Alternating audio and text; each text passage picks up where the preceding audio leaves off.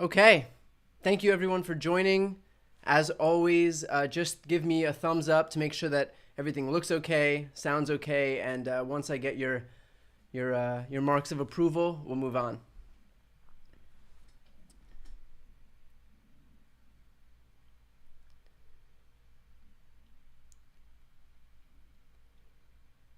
Also, you can let me know if the volume's okay, if you want me to make it louder, quieter.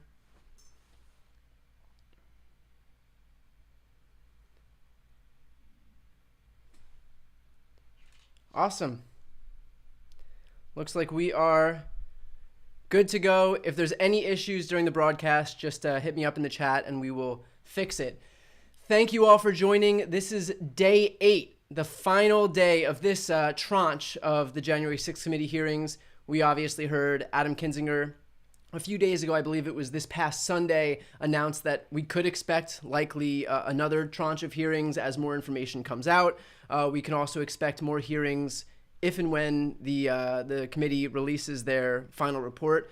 So this likely won't be the final hearing that we have, but it's the final hearing in this block of hearings that we're going through right now. Obviously, the January 6th committee in this block over the past 7 hearings, has spoken about the perception of all of this from the point of view of the DOJ, of election workers, of the vice president, White House campaign officials. I believe that far-right militia group members. Cassidy Hutchinson was one. So we've heard, everybody's take on this. Obviously, another really important element of all this is that just about all of these witnesses, except maybe the election workers in Fulton County, Georgia, Shamos and Lady Ruby, were Republicans. So again, that's not an accident. It's all on purpose. It's to preempt any claims of partisan witch huntery, which we're hearing anyway, which is the ultimate irony because again, this is like this committee is co-chaired by Liz Cheney. There's Adam Kinzinger on this committee, and just about every single witness that we've heard from thus far is a Republican. So, okay, a couple people are saying louder, so I will make this a little bit louder. So with that said, that's the last 7 hearings. Today we should hear more about Donald Trump's point of view, what happened during, I believe, was 187 minutes while the insurrection was actually going on, what he was doing or not doing, more importantly. This obviously promises to be one hell of a hearing. I think that with all of the pains they've taken to make sure that the last 7 hearings were as compelling as they ultimately turned out to be, which is a tall order because, the stakes were, the expectations were high for this stuff. And in every single one of these hearings, they've exceeded those expectations. We expect this one to be the most explosive. And so given how compelling those last 7 hearings were, for this one to top all of those, I definitely expect it to be worthwhile. Now, as we wait for this hearing to begin, which should start in about an hour, so we'll do this pre-show for about an hour, just want to talk a little bit about the news that's happened in these past few days. There's obviously a ton that's going on, and I'll get back into the January 6th stuff as we get closer to go time. By the way, go time is going to be at, 4, 5, 8 p.m. Eastern, 5 p.m. Pacific. So we have about an hour of pre-show right now. And there's a lot to talk about. Sometimes prior to these hearings, I'm like, all right, it's going to be a masterclass in stretching, but there is a ton to talk about right now. So we're going to leave the January 6th stuff to the side for just a moment, and I want to touch on some of what we've seen by the House Republicans and Senate Republicans this past week as they continue their assault against privacy rights in the United States. Just today, the House advanced legislation. They passed legislation out of the House ensuring access to contraception. That passed 228 to 195. All of 8 Republicans voted yes to using contraception. Meanwhile, 195 Republicans, every single no vote, that was voted no. 195 Republicans in the House, all except for 8, voted against ensuring access to birth control in America in 2022. If there was any doubt about the extent to which these Republicans are openly, brazenly trying to thrust this country into whatever Christo-fascist ethno-state they're trying to build, this is it. I mean, these people are saying, we don't believe that you have the right to have access to birth control in America. That came on the heels of just a couple of days ago. The House ultimately did pass a bill codifying same-sex marriage and interracial marriage. That passed by a margin of 267 to 157. All 157 no votes, again, were Republicans. This is where the Republican Party is going. This is where the Supreme Court is going. I mean, for people that say, oh, well, the Supreme Court would never do that. First of all, that's what they said about Roe. That we've had 30 years of people saying, oh, the Democrats are just being alarmist by claiming that the Supreme Court is going to overturn Roe. It's never going to happen. Democrats are just trying to raise money and scare you. Cut to, that's exactly what they did. The second they have a 6-3 majority, the very first term that they have a 6-3 majority, Roe is overturned. 50 years of precedent is overturned.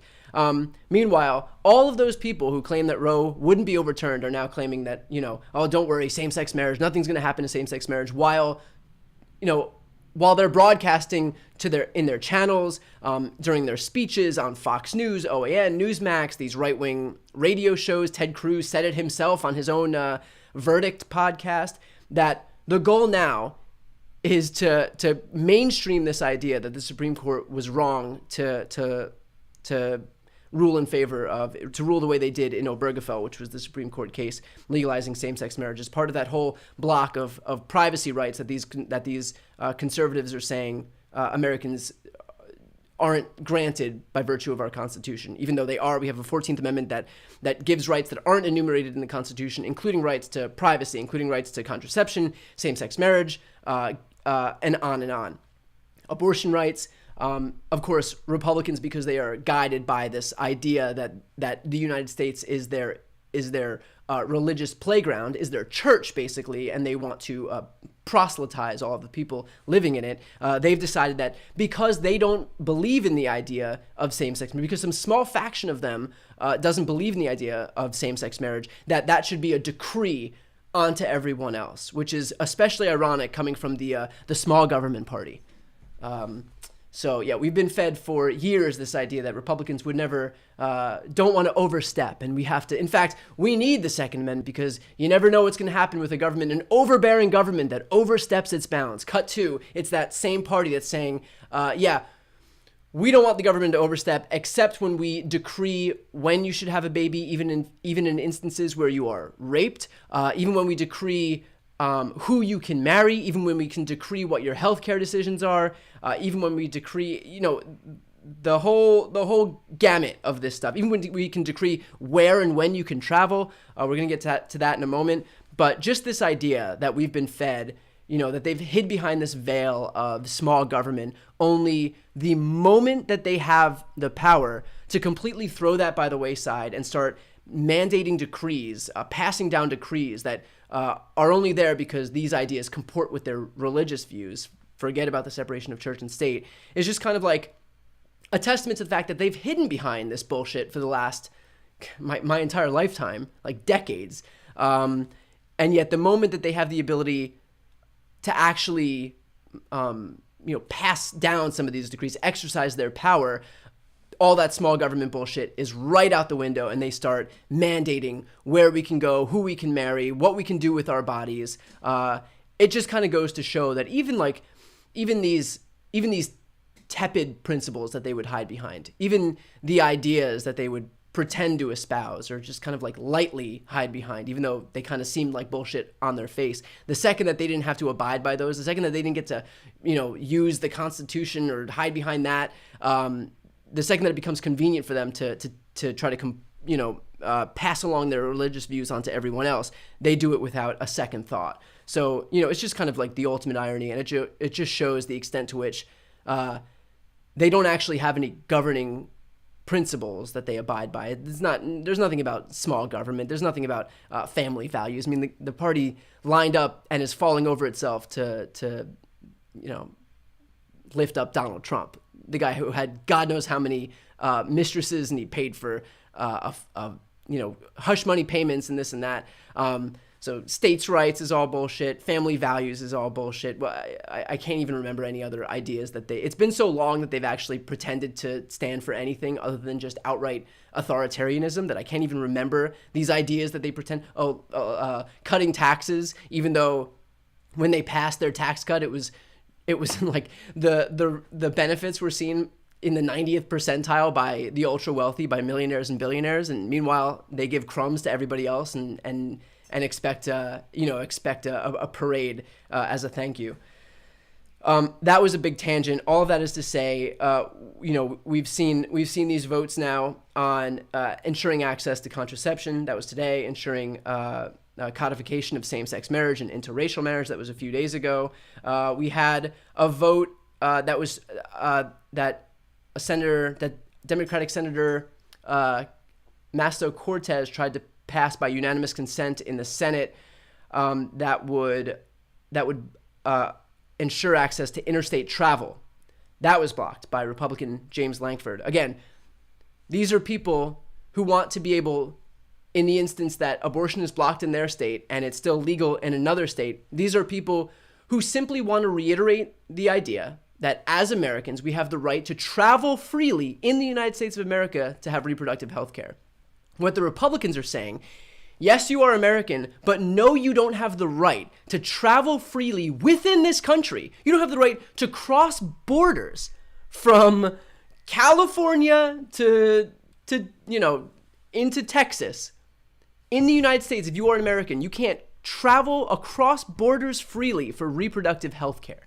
That's what they're trying to criminalize right now. I mean, this is so far past the point of any reasonable freedom. These are the same people crowing about freedom on a daily basis who now say that you don't have the right to get in your car and drive from Texas to California for a healthcare choice. I mean, how do you even enforce something like that? I mean, are we talking state troopers camped out on the side of the road who can pull you over to administer pregnancy tests? Is that what they plan on doing? Do they have doctors that are going to track your gestational progress? So maybe you have doctors that go to everybody's house by house just to see if you're pregnant on a random day. Maybe if your name is A to E, you get Monday, F to I on Tuesday, and they just come to your house on a bi-weekly basis and administer pregnancy tests. And then if you're not at your house the following week, kind of like a mini house. I mean, honestly, how do they plan on enforcing this kind of thing? That's not to say that they won't. But I mean, when you get into the actual mechanics, the logistics of how they would actually enforce some of what they're trying to do, because they're trying to do it without any care in the world for how they're actually going to enforce it. And you know that the devil is in the details with this kind of stuff, because, if they said, yeah, no, we want state troopers camped out on the highways and we'll have little toll roads between states, between red states and blue states, and we'll administer pregnancy tests.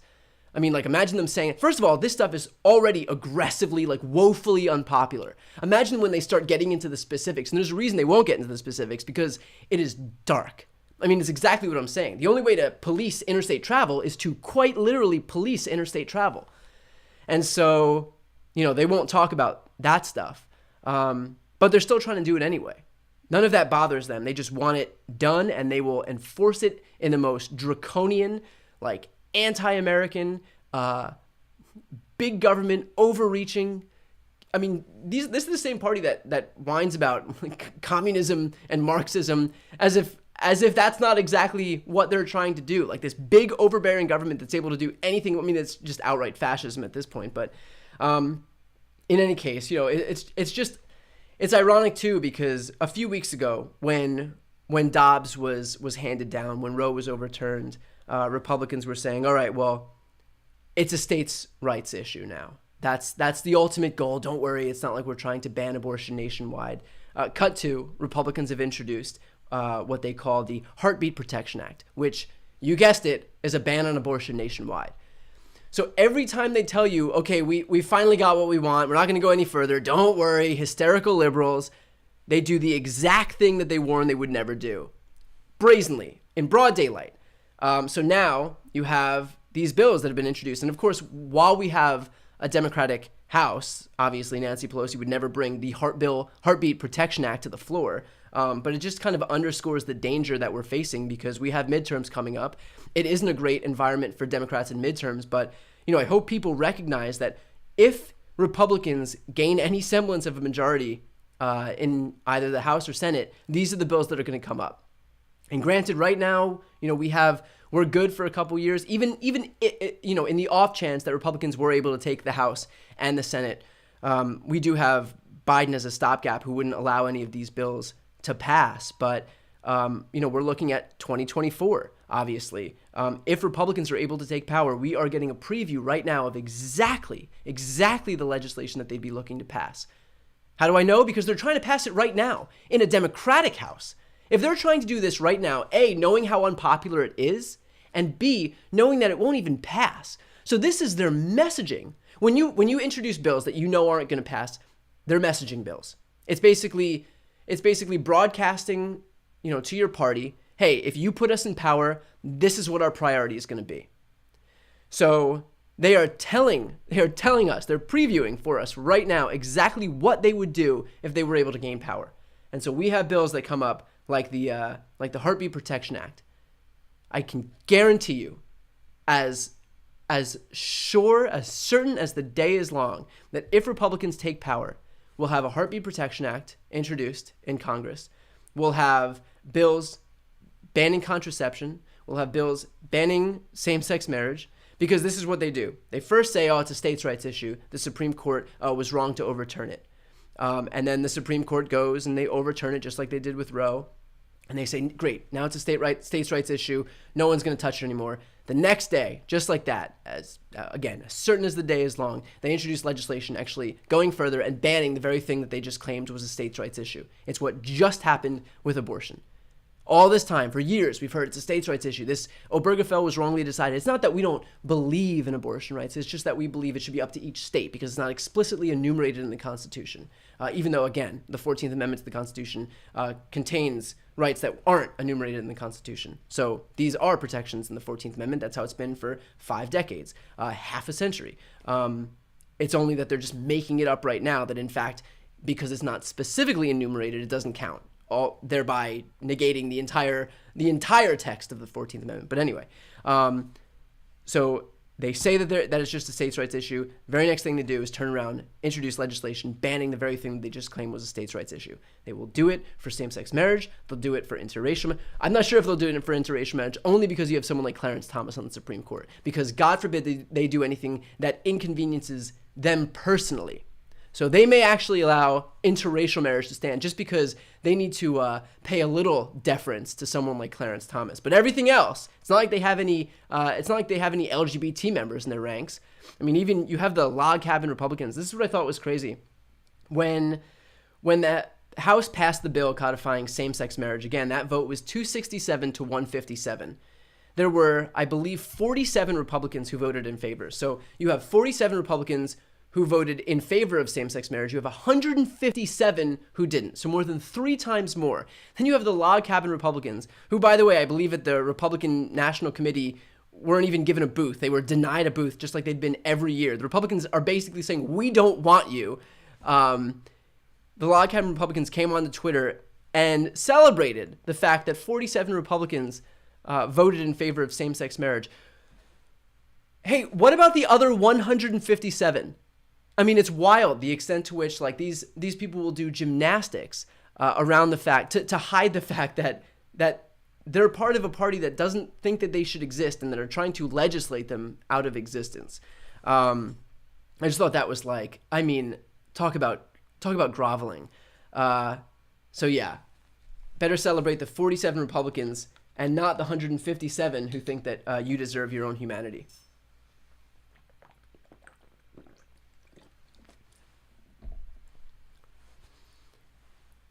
So just to sum up where the votes have been so far, the votes that we've seen thus far, we had 209 House Republicans voting against abortion rights.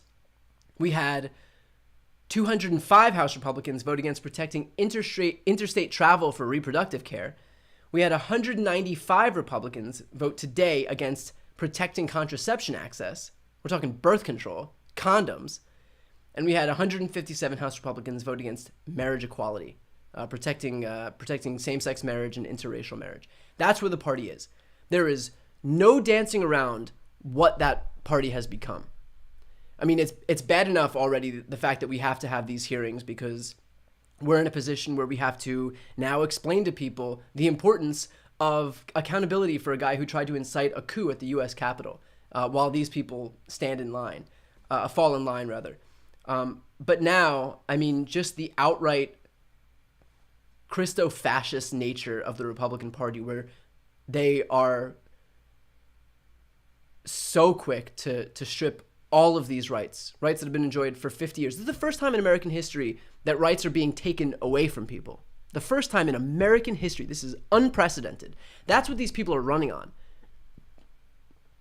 That's what they're coming out before the election and saying. This is the kind of stuff that you keep quiet and you try to do in January after an election just passed and you got a long runway. You got 2 years of just carte blanche before you're even, before there's any accountability at the polls. That's what you do that's a January or February move. These people are coming out a few months before an election. They are so sure. They are so sure of their stance. They're so sure of like these anti-democratic processes that they've put in place working for them. And that's the scary part too, is that they've put in place a lot of these anti-democratic measures. They've passed bills like SB 202 in Georgia. Obviously, they've gerrymandered states to within an inch of their lives. Florida ended up being a major redistricting weapon thanks to someone like Ron DeSantis for these Republicans, because Florida did have an amendment that blocked them from actually being able to institute unfair maps, but they have a far-right state Supreme Court that just upheld these Republican maps anyway because it doesn't matter. These Republican operatives, they're not bound by they're not playing the same game. They're not participating in a democracy. So you can pass these provisions and then they just decide that they don't count and that's it. And there's no recourse because this whole experiment is predicated on the idea that everybody agrees that we are in a democracy. If people don't follow the laws as they're written, they're not worth the paper that they're written on. And so when you have these Republicans who no longer feel bound to follow the laws as they're written because their goal is no longer to participate in a democracy, their goal is to consolidate power for themselves, then we can pass these laws, we can pass good governance laws, we can pass anti-gerrymandering laws. If they don't follow them up to the highest ranks, which is like the Florida Supreme Court, the Florida governor, then you're not really operating in a democracy anymore. Because if they're not following the laws, not playing the same game as you, then that's basically how democracy dies. So they're so certain, the Republican Party is so certain of these anti-democratic institutions that have been put in place, and the way that they've purged their party of anybody who's willing to speak out. I mean, we've seen in these hearings, there was one really striking thing. When we had the January 6th committee hearing, I believe it was dead smack in the middle, and it was the one with Lady Ruby and Shay Moss, and she claimed that of every single election worker that was working at the site that she was working at, that Shay Moss was working at, none of them are current election workers anymore. This is the way that they purge good people from government because of the extent to which they've used violence as a political tool, because of the extent to which they've doxed these people, humiliated them, made their lives a living hell, broken into their houses, protested them, like I said, released all their information on the internet. These good people will go away, and then you have the Steve Bannons of the party who will fill that void with people whose only objective is to overturn the election results in the Republicans' favor. And so that's how this entire process works. But I think, it's especially telling that that's what they're trying to do here. They're so sure of the steps that they've taken since 2020. And yes, this coup attempt was a disaster, but a lot of the people who just a handful of people who were put in place to actually stop this have been purged from the party or don't want any of this shit. And I get it. I completely get it. And I wish that wasn't the case. Like, I wish I could tell these people to stand strong and stay in there. And the reason that they are there is the reason that democracy will continue to function. But I understand that they wouldn't. I mean, look, my house isn't getting broken into. I have to take crazy steps to protect my own privacy. These people aren't prepared for that. These people have their names listed in phone books. They have their addresses out there. They don't know how to do cybersecurity protections or anything like that. So I understand, and I wish that wasn't the case, that when we have good elections workers who are just there to do their civic duty and keep this machine humming along, that instead we have those people are going to be purged. Those people are going to leave because they're fearing for their own safety, or they just don't want to deal with this shit. And they're going to be replaced by these Republicans and people whose only objective here is to ensure that Donald Trump and the rest of his lackeys actually come out on top, regardless of the election results. So all of that is to say that these people are so sure of the steps they've put in place between gerrymanders, between voter suppression efforts, between voter integrity laws that have been passed in states like Georgia, that they don't even fear recourse here.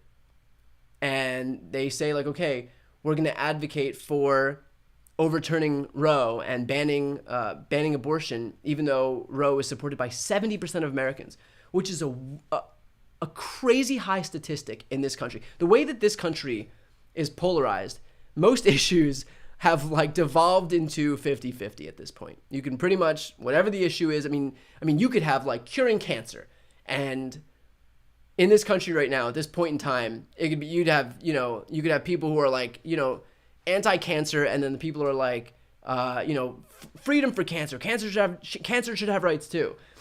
And yet, we have 70% of Americans who support Roe as it stood.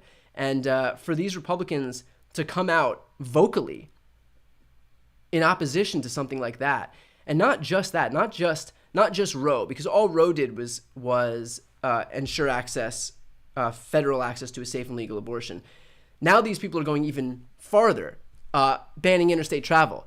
I guarantee if you polled interstate travel in the United States of America, you'd have 80 to 90% support. I mean, you always have these random, this random tiny faction of people who are yeah, no, we shouldn't be able to travel either. Just whatever it takes. But you're looking at issues that poll 10 to 20% in Republicans' favor. And those are the issues that they are overtly, outwardly, proudly broadcasting as their platform before midterms. That's how sure of the anti-democratic institutions that they put in place.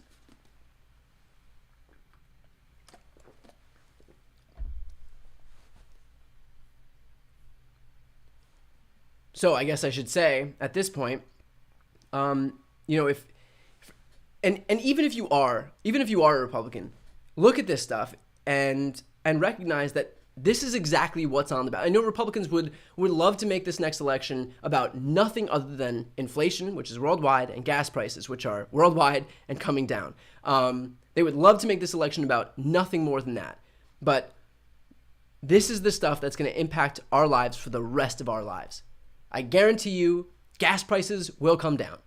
And we won't be thinking about it in 6 months. But if you're not able to travel interstate, across state lines, if you're not able to make your own healthcare decisions, if you're not able to marry same-sex partners, You think that that's not going to have a massive impact, not only on your lives as they are right now, but if Republicans are elected back into office on this platform, imagine what that's going to tell them. Imagine the validation that that's going to give them moving forward.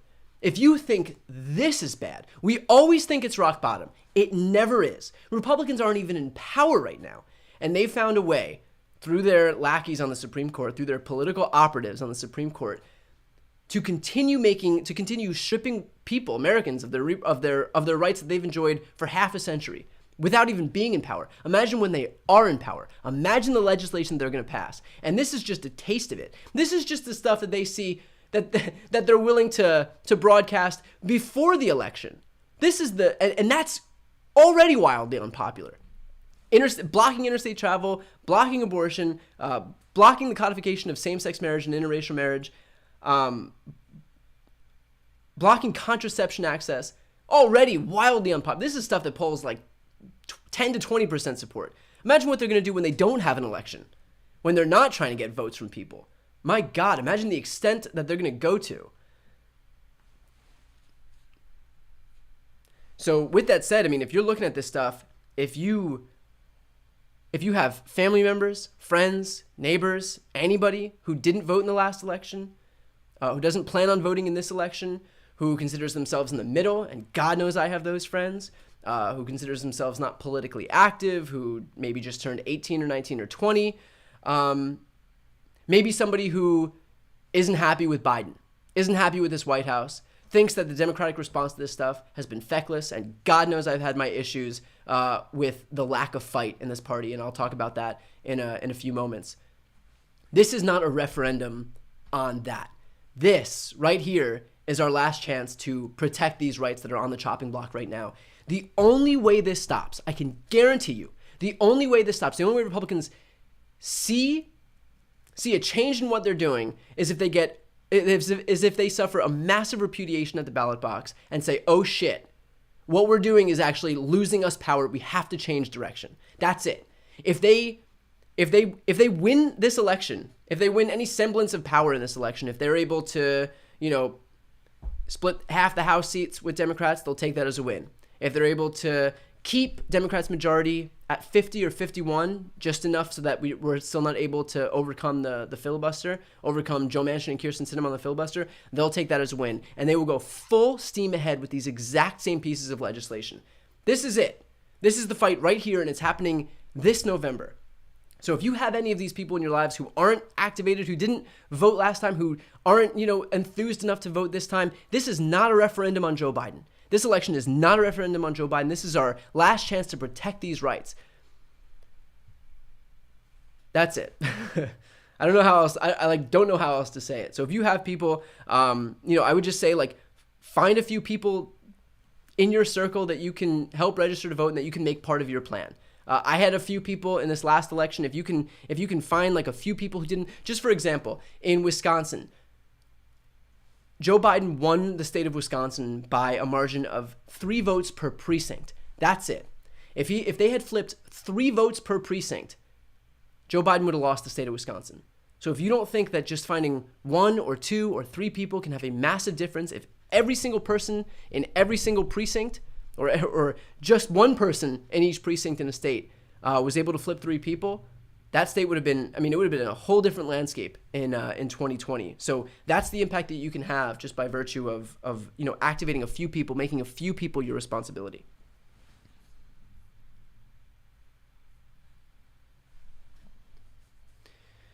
Okay, just to give an update, since I've been going off about abortion rights for about 30 minutes now, we are 35 minutes away from this hearing beginning. This will be the last January 6th committee hearing.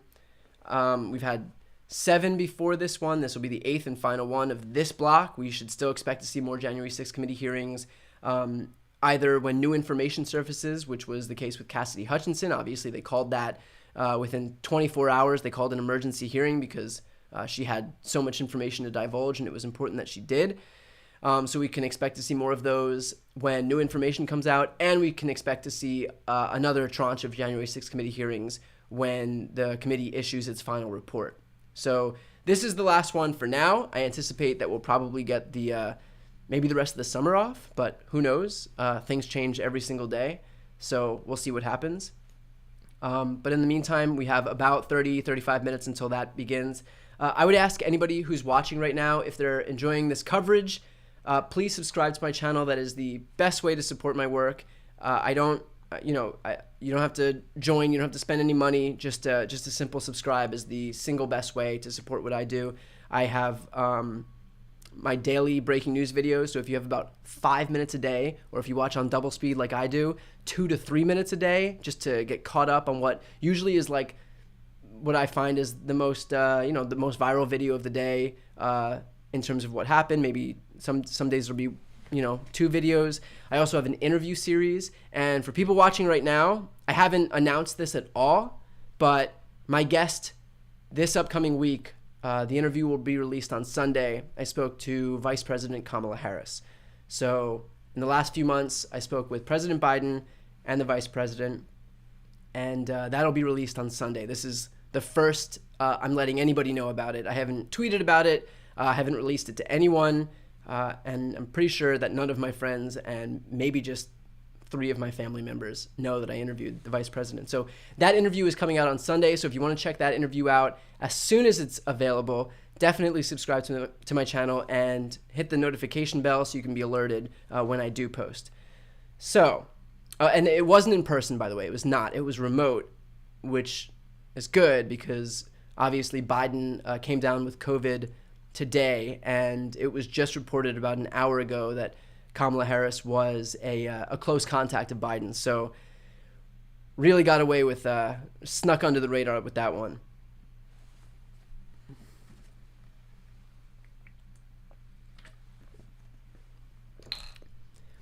This live stream has also turned into a commercial for coconut water. That one's a freebie. If the coconut water people are watching, this one's a freebie, but definitely a great product placement opportunity for coconut water here. I don't know if I could have found a bigger bottle of coconut water than a full liter. I'm going to go for a gallon of coconut water at the next one.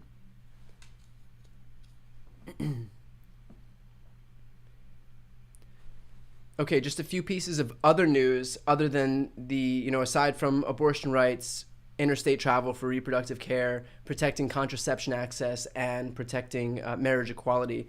A few pieces of news.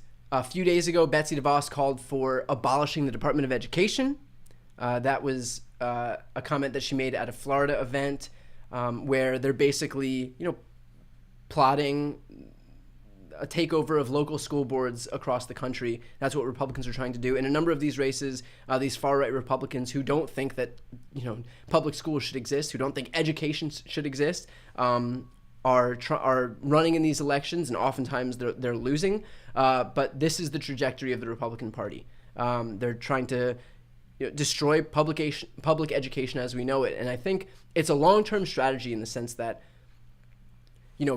this idea of critical race theory was their big thing. Basically, what they want to do is refrain from any teaching of our own history that doesn't kind of comport with their own political and religious views. And so, if you teach that the Civil War was about slavery, for example, then that teaches you that was wrong, and it teaches you what our nation's history was founded upon and how we can allow that history to inform how we move forward and right past wrongs and on and on. If they can block the teaching of that kind of history or just blanket call it critical race theory and say that, in fact, no, the Civil War wasn't about slavery, it was about states' rights or the economy, even though it's states' rights to do what and the economics of what. So that's what they're trying to do. This is a long-term strategy to try to brainwash any kids going through the educational process about what our nation's history was predicated on, what our nation's history was founded on. They're trying to ban history. They're trying to ban books. They're trying to ban speech by certain students. Now you have someone like Betsy DeVos, who was in charge of the Department of Education under Trump, who's just outright admitting it, calling for the abolition of the Department of Education. So that kind of is a testament to the fact that that a lot of what Republicans would say quietly before, they're saying openly now. There is no position that's that's too depraved for them to take. Again, we're talking nationwide abortion bans. We're talking about blocking the ability for Americans to travel between states. We're talking about blocking the ability for same-sex couples to get married. We're talking about blocking the ability for Americans to have the right to have contraception. And now they're trying to call for the abolition of public education, basically, because they want to be able to, to mold students into whatever they think is going to be the most politically advantageous for them by virtue of what they learn. That's Betsy DeVos's comments. Only the best people, of course. Next, something I thought was important is, I believe this was today, a judge sentenced one of the January 6th defendants, Dawn Bancroft, to 2 months in prison. The judge says that he was especially troubled by Bancroft's selfie video in which she said, quote, "We were looking for Nancy to shoot her in the frickin' brain." And then Bancroft obviously told the judge that the video was foolish, which is the most generous way to describe a desire to assassinate the Speaker of the House. I would probably agree that was a foolish thing to do. I think at a bare minimum, we're all probably on the same page that it was probably a foolish thing to do, to call for the assassination of the Speaker of the House. Yeah, I think we're all on the same page with that one. So obviously the ongoing trial is still occurring with Steve Bannon, who flouted his congressional subpoena. And we'll see how that plays out. I believe they just finished their jury selection, so they have 22 jurors in that trial. But moving in the right direction. But more broadly, I do want to talk about this idea of Merrick Garland and the DOJ. And there was a clip a few days ago on Maddow. And Maddow had done a story, and I covered it as well on my YouTube channel, where she explained how Merrick Garland left in place Bill Barr's DOJ memo, his guidance at the DOJ that was new as of February 2020, stating that investigating any candidates for office needs sign-off at the highest levels of the DOJ, meaning the Attorney General himself, and that is to avoid the appearance of a conflict of the DOJ trying to interfere with some partisan political agenda. Now, the reason that Bill Barr had put this memo in place is obviously so that the DOJ couldn't open any investigation into Donald Trump. He was just protecting Donald Trump, and he was doing it under the guise of like, oh yeah, we have to maintain the integrity of the DOJ. That's not what he was trying to do. He wasn't trying to maintain the integrity of the DOJ. He was trying to protect Donald Trump by preventing any members of the DOJ from opening any investigation into Donald Trump without his express sign-off, which he wouldn't give. That's why Bill Barr put that in place. It was to protect a criminal president. That was the goal of that. For some reason, Merrick Garland's decided that was with merit, and on its face, it's fine. Like if you have an attorney general who is committed to following the law, then it's not a big deal. And these kind of things have been reiterated in past administrations. But more broad, the issue that I want to talk about is just this idea of the steps that he's taken to avoid the appearance of a conflict. And this is kind of colored the entirety of Merrick Garland's tenure, is that we haven't seen any action at the top for these people who've incited the insurrection on January 6th. It's been 18 months. In the short time that the January 6th committee has been together, they've obviously done 1,000 interviews. They have hundreds of thousands of documents that they've looked over. Every indication that we get from reporting is that the DOJ is 100 steps behind them. And like the way that the media at least paints this picture is that they're just begging for all of these documents and these depositions and testimonies, materials so that they can, incorporate them into their own investigations. But, it's been a year and a half and we haven't seen movement for any of these big fish. And there is explosive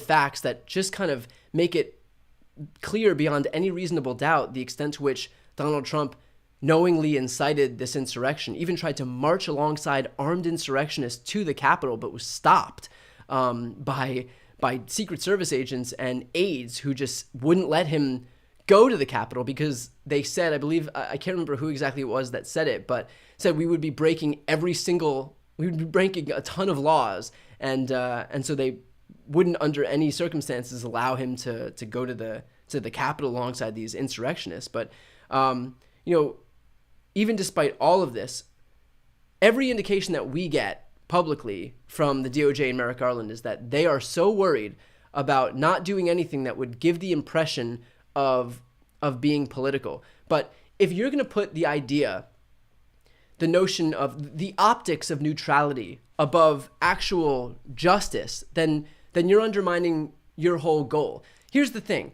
If you indict a former president, that is a political figure. It is inherently political. That's it. Get over it. It's going to be political regardless. So either you just do your job and defend the law and uphold the Constitution, or you sit there and rock back and forth and worry about the optics of what you're doing and worry about how the other side is going to perceive it. Here's the thing. They're going to perceive it as political regardless. They all think it's political. Nobody's saying, oh, well, I'm holding my breath to see how this thing pans out. If you indict Donald Trump, people are going to think it's political. That's it. It's baked into the cake. So at this point, knowing that there's no changing their minds, just do what's right. That's the only thing that matters right now. Just do what's right. And so, this is what I can't get over, is that even talking about this stuff, even just bringing up this idea of don't want to have optics of being a partisan institution, just bringing that into the conversation does that job anyway. It's what we're talking about now anyway, instead of just talking about holding Trump accountable for what he did. That should be the first, second, and third priority. There should be nothing else beyond this. Doesn't matter who Donald Trump is. You either have people who are above the law in this country or not. And if you don't have people who are above the law, it does not matter whether they're on the right or left, whether they were a former president or a current president. If you're not above the law, they should be held accountable. So just move that prosecution forward. We already know, in these last 7 hearings, we found out that the extent to which Donald Trump knew what he was doing was illegal, knew the extent to which he was defrauding the American people. He can claim that there was fraud in the election. We have testimony, we have deposition from Alex Cannon, Hirschman, Bill Barr, even Ivanka Trump, saying that they knew that there was no fraud in this election. And they told Donald Trump that there was no fraud in the election. What did he do? He came out and told his supporters that there was fraud in the election. Why? Because he knowingly tried to defraud those people so that he can convince them to help him block certification of the election results. That's it. He was just trying to commit a felony and lying to his supporters to help him do that. They all said themselves they were there because they were summoned there by him. That guy in the last committee hearing said it himself. He said, had Donald Trump told me to go home sooner, I'd have turned around and gone home. They were summoned by this guy. They were deceived by him. He knew the truth. He knew there was no fraud in that election, and he knew there was no path to victory. But it didn't stop him. He did it anyway. That's what these committee hearings have been all about. The extent to which every single excuse they gave, from this idea that there was fraud in the election, which was thrown out in over 65 court cases, this idea that they had legal standing for Mike Pence to unilaterally decide, whether or not he could accept the electoral slates, the electoral counts that were handed in by these states. That's with the John Eastman memo. The John Eastman memo that even John Eastman himself said wouldn't pass muster with the Supreme Court. He said we could probably get one vote on the Supreme Court, which is obviously an allusion to Clarence Thomas. And it's bad when you say, well, we could get one. We could get one person who's going to outright let us overthrow democracy. That's just an aside. But every single step Donald Trump took was to knowingly defraud the American people. And so you have all of this proof. You have this entire case laid out by the January 6th committee for the DOJ. And yet, we're kind of still sitting here with our thumbs up our asses. And look, I say that knowing full well that Merrick Garland may right now be preparing an indictment for Donald Trump, may be preparing to prosecute Donald Trump. And in his defense, they've prosecuted hundreds of lower level defendants and participants in the January 6th committee, in the January 6th insurrection. But the fact that we are a year and a half away and inching ever closer to yet another election is showing the unacceptably slow pace that that the DOJ investigation is moving in, and I think it's because the DOJ is so worried about not seeming political, is so worried about how people who already don't trust them, who will never trust them regardless of what they do, what those people think, instead of just going full bore and following the law and upholding the Constitution, that it's kind of putting us in a place where we're extremely vulnerable. Because here's the thing. The next time that this happens, it'll be not just the fault of the people who do it, not just the fault of someone like Donald Trump.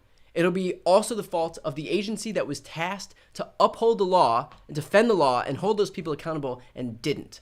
And that's the difference. The first time, what does it say? Fool me once, shame on me. Fool me twice, shame on you. I think that's the quote. I think I just pulled a George W. Bush. Anyway, I don't know that quote. I've done this like 4 times on my live streams where I accidentally start to say this quote. In any case, the first time it'll have been Donald Trump's fault. The second time, Merrick Garland and the DOJ will be partially to blame as well. Because if those are the people tasked with enforcing the law and they don't do it, then you really can't blame people. You really can't blame a bank robber who's robbed 6 banks so far, and it's been a year and a half. Everybody knows who the bank robber was. The bank robber knows he did it. Basically admitted that he did it. All of his friends admitted that he did it. All the cops know that he did it. And nobody's bothered to charge the guy. Do you think he's going to rob another bank? Probably. I would. If there's no accountability for him, why not? It's free money. It's exactly what's happening right here. Who would you be more angry at? The bank robber who just robbed 6 banks and is looking toward the 7th? Standing outside the 7th bank? In broad daylight? Would you be more angry at him at that point, or would you be more angry at the police who are doing nothing? I know who I would be more angry at that point. So that's my beef with this. We'll see what happens. We'll see what happens with the DOJ. Again, I say all of this with the caveat that I have no idea what's happening at the DOJ, and I hope they're moving as quickly as I hope they are moving. And I hope they're taking all the information that's been compiled by the January 6th committee, because they have created an airtight case for those people over there. But we'll see. What I don't want to hear, though, the last thing I want to hear is this idea that the optics of neutrality are somehow more important than justice. I just could not care less about how the agency is perceived for doing its job. I just don't care about that. And they shouldn't either. It doesn't matter if half the country hates you. Here's the thing. They're going to hate you anyway. They're either going to hate you or they're not. This is a political figure. You have half the country who supports the guy, maybe a little less. They're going to think that it's political regardless.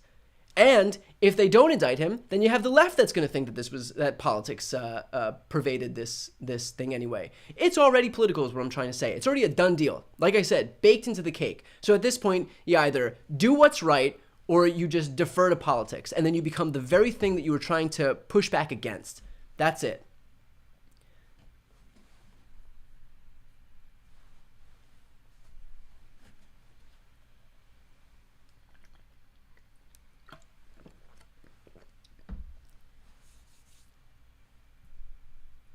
Okay, for people just tuning in, we are 15 minutes away from the final January 6th committee hearing starting. This is the second primetime hearing after the first one. I believe the first hearing was primetime, and this will be the other primetime hearing.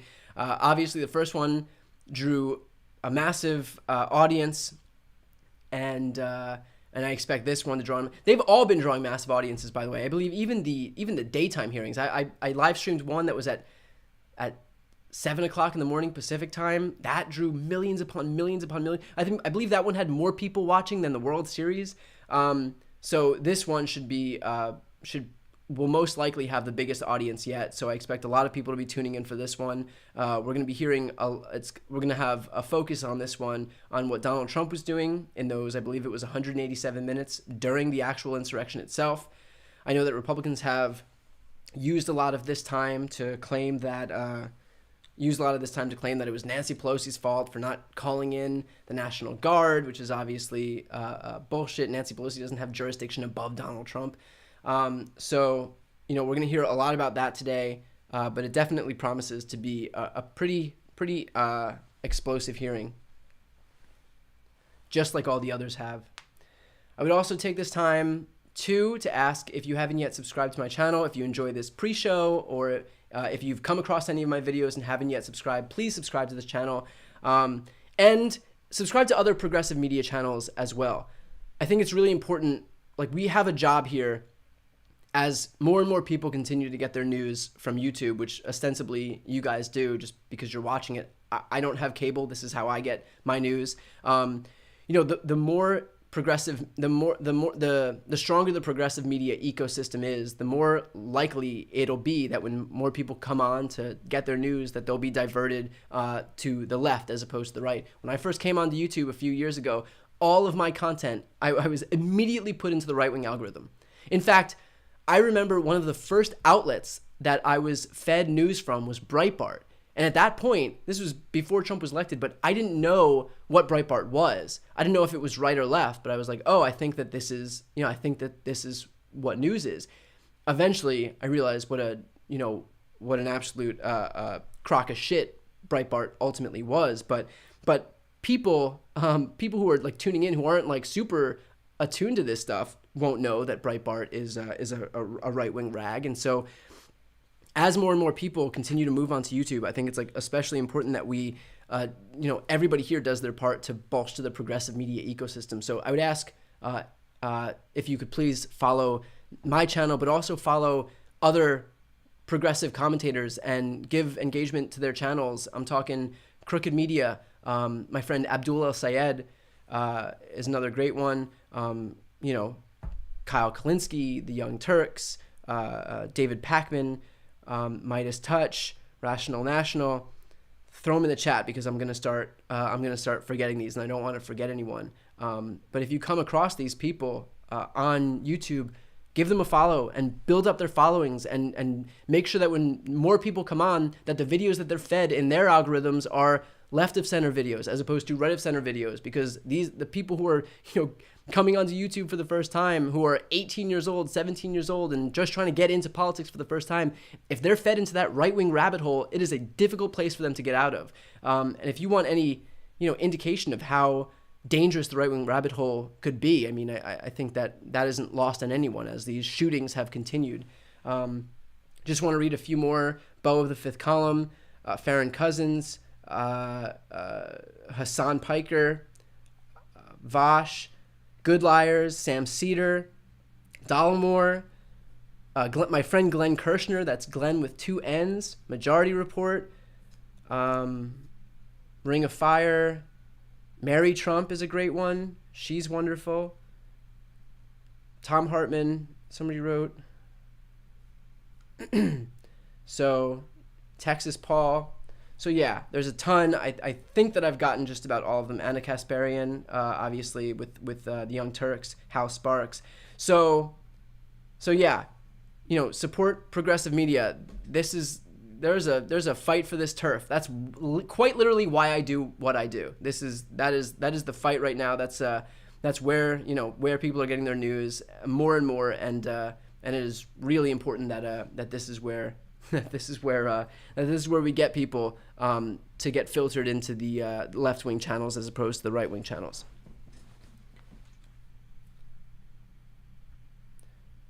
Do you feel guilted into subscribing to my channel yet? I promise that was not the long game to get you to subscribe to my channel with a whole dose of guilt.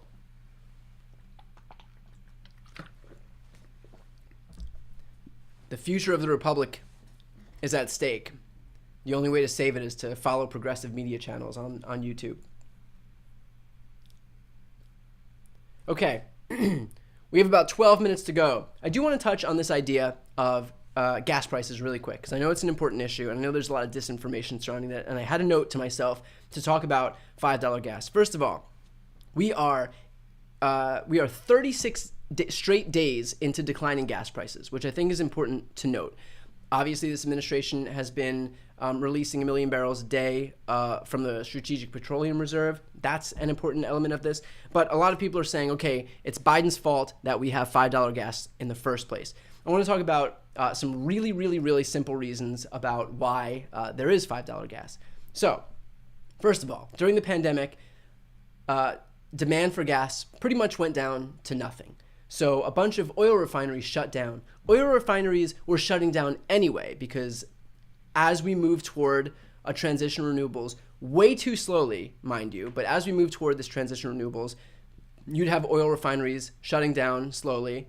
But during this pandemic, because demand cratered, a bunch of oil refineries shut down in one fell swoop.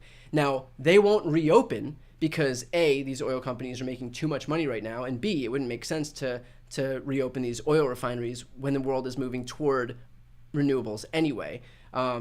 They would have normally closed slower, like I mentioned, but the pandemic kind of accelerated those closings.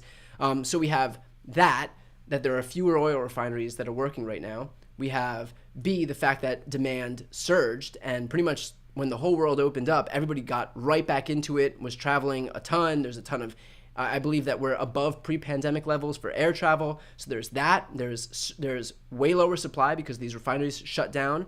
There's way higher demand because we're back to, people have been cooped up for a couple years. There's also the fact that Russia invaded Ukraine. And in response to that, people saw Russia's invasion of Ukraine and decided, I don't want to fund Russia's genocidal war against the Ukrainians. We should ban Russian oil. And by the way, that was a position that Republicans also advocated for. Everybody was advocating for banning Russian oil. When you ban Russian oil, who has 8% of the global oil supply, what happens? There is less supply in the world, and because oil is traded on oil is priced on a global market, less supply means higher prices. So now we're paying higher prices because there is a smaller supply by virtue of Russia, by virtue of having banned Russian oil. So that's another reason why oil prices went up. And finally, there is the fact that we didn't transition to renewables. Now, hang on real quick. I'm going to...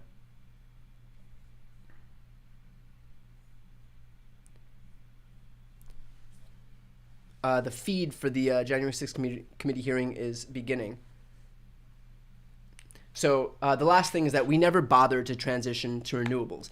None of this would have been an issue had we transitioned to renewables 10 years ago, 15 years ago, or pushed for this transition to happen sooner. We basically didn't. We have half of our government, an entire political party that is so entrenched with fossil fuel companies that we're pretty much fully reliant, especially in these red areas, on fossil fuels still. The exception is a place like California, for example, where just a few days ago, I believe the first time was in May of this year, so a couple months ago, California ran on 100% renewable energy for the first time. So you have these blue states where there are people who aren't completely in bed with the fossil fuel industry, but other than that, we haven't done transition renewables, and so we are fully reliant on fossil fuels. And so when we have this product with inelastic demands like the price of oil, we're completely we're held hostage by those price increases. So all of those reasons together is why there is $5 gallons of gas. Again, those prices are going down right now. But I just think the irony of all of these people, by the way, who blame Joe Biden when gas prices went up are the same ones who refuse to give him any credit now. Now the gas prices are going back down. Joe Biden had nothing to do with them going up, and he had nothing to do with them going down. The president has limited tools that he can use, including releasing barrels of oil from the Strategic Petroleum Reserve, which he did. He can also try to pressure OPEC into increasing their supply. I believe that he got Saudi Arabia to bump up their oil output by another 1 million barrels a day or something. I'm not sure what that number was. But in any case, limited tools that the president can use. That's why there's $5 gas. For anybody trying to gaslight you into thinking that the president is unilaterally responsible for changing those prices on gas stations, just doesn't know what they're talking about. There are a number of factors that came into play with all of this stuff, and that's where we're at right now. All right, let me turn on this audio feed here.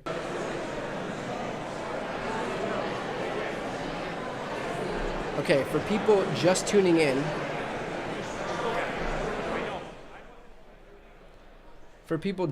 in, we are about 7 minutes away from this committee hearing starting. Again, in previous January 6th committee hearings, we've heard from the vice president's general counsel. We heard about this whole idea that debunking John Eastman's memo that the vice president has the ability to unilaterally block the electoral votes that are put forward. We heard about Trump's attempts to influence state legislators. We heard about Trump's efforts to summon a violent mob. We knew the fact that he knew that they were armed. He tried to get them to come through the mags anyway, to eliminate the mags so that these people who were armed could come through.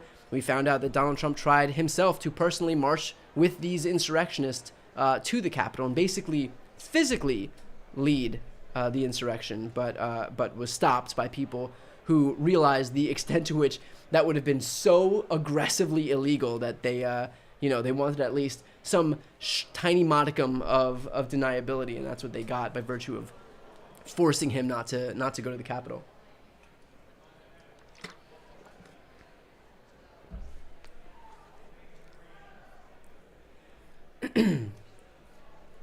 We also heard from a number of senior Trump administration and Trump campaign officials, which I think is, let me just make sure that there's no sound here. A number of senior Trump administration and Trump campaign officials like Hirschman, like Alex Cannon, like Bill Barr, like even Ivanka Trump, all of whom came out and admitted that they knew that there was no fraud in this election. They talked to statisticians. They talked to the guy who ran Fox News's election coverage department, who's since been ousted for having committed the crime of correctly calling the election in, I believe, Arizona for Joe Biden. So they spoke to all these people who came out during these depositions and were willing to tell the truth because they had no choice. That they told Donald Trump that there was no fraud in this election. What did he do? He came out numerous times and explained the extent to which there was fraud in this election. They had their avenues to prove fraud in the last election. They brought over 60 court cases forward, and in none of those court cases, A, did they prove any fraud, and B, did they even win? They had one court win, changing a cure deadline in Pennsylvania from 9 to 6 days, which had no impact on the outcome of the race. That's it. So, these people will come out in public, they'll come out on TV and say over and over and over again how there was fraud in the last election, and at no point were they able to prove it. And more damning, behind the scenes, they actually knew the truth. So it just showed the extent to which these people, their only goal here was to lie to their own supporters, to lie to the very people who entrusted them with telling them the truth. So they claimed over and over that there was fraud in the election, even though that they knew that there wasn't. Trump himself knew there wasn't any fraud. He knew there was no path to victory. He decided to take that information, perpetuate the big lie anyway, and ultimately summon a mob of violent people to the Capitol. He knew that there was people who were going to be there. They knew the extent to which the Proud Boys and the Oath Keepers were there. They had, I believe it was the last hearing or the second to last hearing where the spokesperson for, I believe, the Oath Keepers, the Proud Boys, came forward and he was giving his testimony. Even Cassidy Hutchinson overheard a conversation in the Oval Office where they were explaining the extent to which there would be violence at this thing. And on that day, they knew that there was weapons. They knew these insurrectionists they were sitting in trees with AR-15s and pistols. Donald Trump didn't care. I believe the quote that he used was, "They're not here to hurt me." So they knew that they were there to hurt somebody. I mean, ostensibly, that's why you bring a weapon. But so long as it wasn't to hurt him, he was totally fine with it. But the damning part was he had corrupt intent. He had criminal intent. He knew exactly what he was doing, and he knew the goal was to lie to these people to get him to do his political bidding that he knew was based on false pretenses. He knew that that there was no fraud in this election. He knew there was no path to victory in this election. He knew he couldn't win this election. He knew that he had legal theories that wouldn't pass muster in the Supreme Court. All of that didn't matter. His only goal here was to lie to his own supporters to get them to do his bidding, block certification of the election results, defraud those people, and install himself the president in an election that he lost. That was his only goal. Again, like Merrick Garland, it doesn't get much clearer than that. So I hope that, in this hearing we hear a little bit more about what Donald Trump himself was doing. We've had these hearings focused on the vice president, the DOJ, the militia groups, his family members, Mark Meadows' aide, Cassidy Hutchinson, Bill Barr. So now I believe that we're going to hear a little bit about Donald Trump himself in this hearing.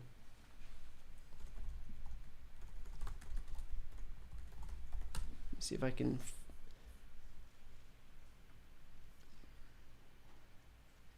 Yeah, so that's exactly what this one's going to be. This is going to explain what Donald Trump did for those 187 minutes during the actual attack itself.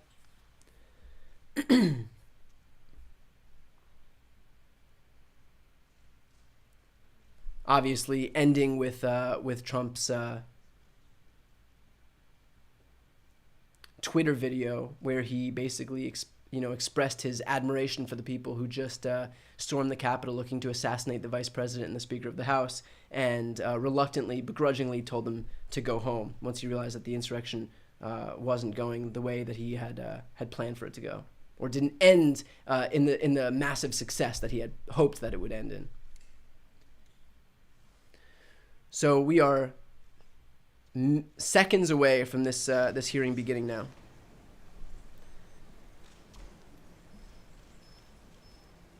I would ask, while I've got you, before the January 6th committee filters in, one last shameless plug. If you haven't yet subscribed to my channel and you enjoyed the pre-show coverage and you want to hear breaking news coverage, I usually do one 5-minute video a day, really light lift, and you want to see my interviews, just subscribe to this channel. Again, I announced this earlier today. This is the only place that I've announced this, but this week, being released on Sunday, will be my new interview. I interviewed the Vice President Kamala Harris this week, so if you want to check out my interview with Kamala Harris, definitely hit the subscribe button, and you can hit the notification bell as well. This way, you'll be notified when I release new videos. So that'll be released on Sunday morning.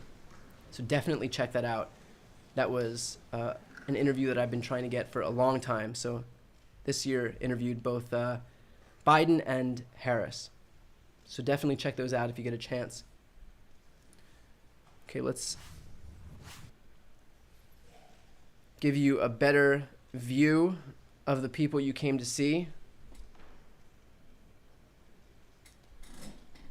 It is now 8 o'clock Eastern, 5 o'clock Pacific. The final hearing, primetime hearing, is going to start any second now.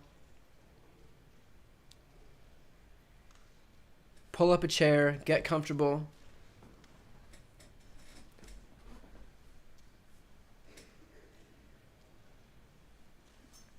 And we are moments away.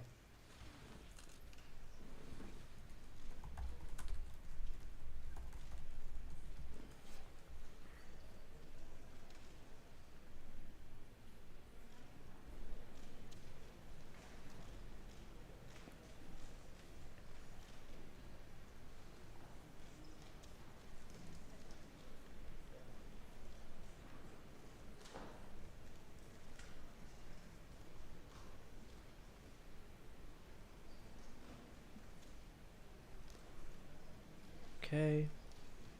And the January 6th committee is coming in. Thank you for everybody who watched the pre-show. I appreciate it. I hope it was informative. And let's do this. Looking forward to this one.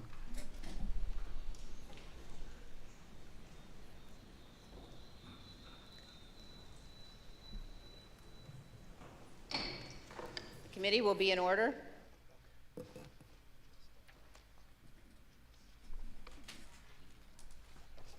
Here we go, y'all.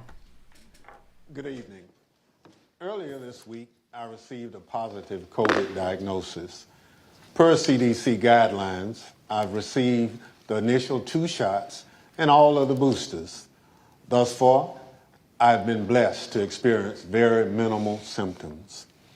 Because I'm still quarantined, I cannot participate in person with my colleagues.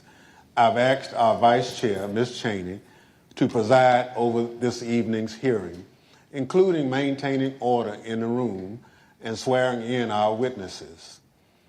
Over the last month and a half, the Select Committee has told the story of a president who did everything in his power to overturn an election.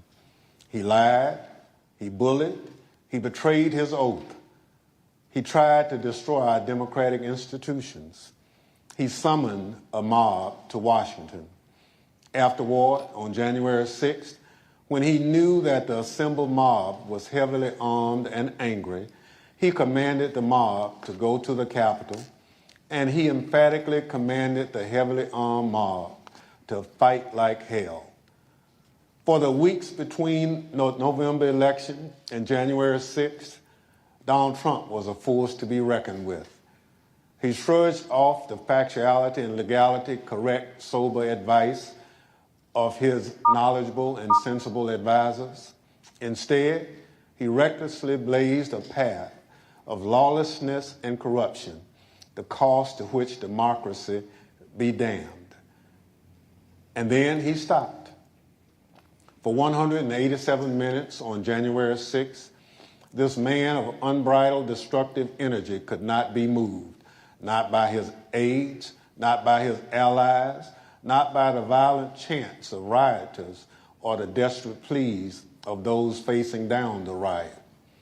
And more tellingly, Donald Trump ignored and disregarded the desperate pleas of his own family, including Ivanka and Don Jr. Even though he was the only person in the world who could call off the mob he sent to the Capitol, he could not be moved to rise from his dining room table and walk the few steps down the White House hallway into the press briefing room where cameras were anxiously and desperately waiting to carry his message to the armed and violent mob, savagely beating and killing law enforcement officers, revenging the Capitol, and hunting down the Vice President and various members of Congress. He could not be moved. This evening, my colleagues, Mr. Kingsinger of Illinois and Ms. Luria of Virginia, will take you inside the White House during those 187 minutes. We also remind you of what was happening at the Capitol minute by minute as the final violent, tragic part of Donald Trump's scheme to cling to power unraveled while he ignored his advisors, stood by and watched it unfold on television. Let me offer a final thought about the Select Committee's work so far. As we've made clear throughout these hearings, our investigation goes forward. We continue to receive new information every day. We continue to hear from witnesses. We will reconvene in September to continue laying out our findings to the American people. But as that work goes forward, a number of facts are clear. There can be no doubt that there was a coordinated, multi-step effort to overturn an election overseen and directed by Donald Trump. There can be no doubt that he commanded a mob he knew was heavily armed, violent, and angry, to march on the Capitol to try to stop the peaceful transfer of power. And he made targets out of his own vice president and the lawmakers gathered to do the people's work. These facts have gone undisputed. And so there needs to be accountability. Accountability under the law. Accountability to the American people. Accountability at every level, from the local precincts in many states where Donald Trump and his allies attacked election workers for just doing their jobs, all the way up to the Oval Office, where Donald Trump embraced a legal advice of insurrectionists that a federal judge has already said was a coup in search of a legal theory. Our democracy withstood the attack on January 6th. If there's no accountability for January 6th, for every part of this scheme, I fear that we will not overcome the ongoing threat to our democracy. There must be stiff consequences for those responsible. Now I'll turn things over to our vice chair to start telling this story. Thank you, Mr. Chairman. Without objection, the presiding officer is authorized to declare the committee in recess at any point. Pursuant to House Deposition Authority Regulation 10, I announce that the committee has approved the release of the deposition material presented during today's hearing. And let me begin tonight by wishing Chairman Thompson a rapid recovery from COVID. He has expertly led us through 8 hearings so far, and he has brought us to the point we are today. In our initial hearing, the chairman and I described what ultimately became Donald Trump's 7-part plan to overturn the 2020 presidential election, a plan stretching from before Election Day through January 6th. At the close of today's hearing, our 9th, we will have addressed each element of that plan. But in the course of these hearings, we have received new evidence, and new witnesses have bravely stepped forward. Efforts to litigate and overcome immunity and executive privilege claims have been successful, and those continue. Doors have opened, new subpoenas have been issued, and the dam has begun to break. And now, even as we conduct our 9th hearing, we have considerably more to do. We have far more evidence to share with the American people and more to gather. So our committee will spend August pursuing emerging information on multiple fronts before convening further hearings this September. Today, we know far more about the president's plans and actions to overturn the election than almost all members of Congress did when President Trump was impeached on January 13th, 2021, or when he was tried by the Senate in February of that year. 57 of 100 senators voted to convict President Trump at that time, and more than 20 others said they were voting against conviction because the president's term had already expired. At the time, the Republican leader of the United States Senate said this about Donald Trump. A mob was assaulting the Capitol in his name. These criminals were carrying his banners, hanging his flags, and screaming their loyalty to him. This right after he voted to acquit him. It was obvious that only President Trump could end this. He was the only one. Leader McConnell reached those conclusions based on what he knew then, without any of the much more detailed evidence you will see today. Lawlessness and violence began at the Capitol on January 6, 2021, before 1 p.m., and continued until well after darkness fell. What exactly was our Commander-in-Chief doing during the hours of violence? Today, we address precisely that issue. Everything you've heard in these hearings thus far will help you understand President Trump's motives during the violence. You already know Donald Trump's goal: to halt or delay Congress's official proceedings to count certified electoral votes. You know that Donald Trump tried to pressure his vice president to illegally reject votes and delay the proceedings. You know he tried to convince state officials and state legislators to flip their electoral votes from Biden to Trump. And you know Donald Trump tried to corrupt our Department of Justice to aid his scheme.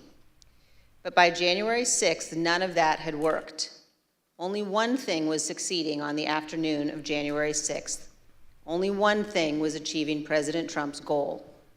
The angry, armed mob President Trump sent to the Capitol broke through security, invaded the Capitol, and forced the vote counting to stop. That mob was violent and destructive, and many came armed. As you will hear, Secret Service agents protecting the vice president were exceptionally concerned about his safety and their own. Republican leader Kevin McCarthy was scared, as were others in Congress, even those who themselves helped to provoke the violence. And as you will see today, Donald Trump's own White House counsel, his own White House staff, members of his own family, all implored him to immediately intervene to condemn the violence and instruct his supporters to stand down, leave the Capitol, and disperse. For multiple hours, he would not. Donald Trump would not get on the phone and order the military or law enforcement agencies to help. And for hours, Donald Trump chose not to answer the pleas from Congress, from his own party, and from all across our nation to do what his oath required. He refused to defend our nation and our Constitution. He refused to do what every American president must. In the days after January 6th, almost no one of any political party would defend President Trump's conduct, and no one should do so today.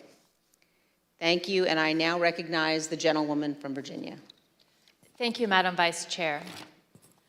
Article 2 of our Constitution requires that the President swear a very specific oath every 4 years. Every President swears or affirms to faithfully execute the office of President of the United States and, to the best of their ability, preserve, protect, and defend the Constitution of the United States. The President also assumes the constitutional duty to take care that our nation's laws be faithfully executed and is the commander-in-chief of our military. Our hearings have shown the many ways in which President Trump tried to stop the peaceful transfer of power in the days leading up to January 6th. With each step of his plan, he betrayed his oath of office and was derelict in his duty. Tonight, we will further examine President Trump's actions on the day of the attack on the Capitol. Early that afternoon, President Trump instructed tens of thousands of supporters at and near the Ellipse rally, a number of whom he knew were armed with various types of weapons, to march to the Capitol. After telling the crowd to march multiple times, he promised he would be with them and finished his remarks at 1:10 p.m. like this. We're going to walk down, and I'll be there with you. We're going to walk down.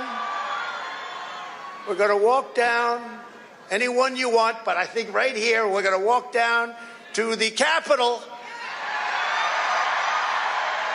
So let's walk down Pennsylvania Avenue. By this time, the Vice President was in the Capitol. The joint session of Congress to certify Joe Biden's victory was underway, and the Proud Boys and other rioters had stormed through the first barriers and begun the attack. Radio communications from law enforcement informed Secret Service and those in the White House Situation Room of these developments in real time. At the direction of President Trump, thousands more rioters marched from the Ellipse to the Capitol, and they joined the attack. As you will see in great detail tonight, President Trump was being advised by nearly everyone to immediately instruct his supporters to leave the Capitol, disperse, and halt the violence.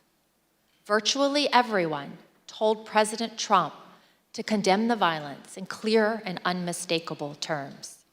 And those on Capitol Hill and across the nation begged President Trump to help. But the former president chose not to do what all of those people begged. He refused to tell the mob to leave until 4:17, when he tweeted out a video statement filmed in the Rose Garden, ending with this. So go home. We love you. You're very special. You've seen what happens. You see the way others are treated that are so bad and so evil. I know how you feel.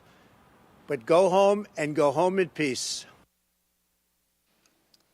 By that time, 2 pipe bombs had been found at locations near the Capitol, including where the Vice President-elect was conducting a meeting.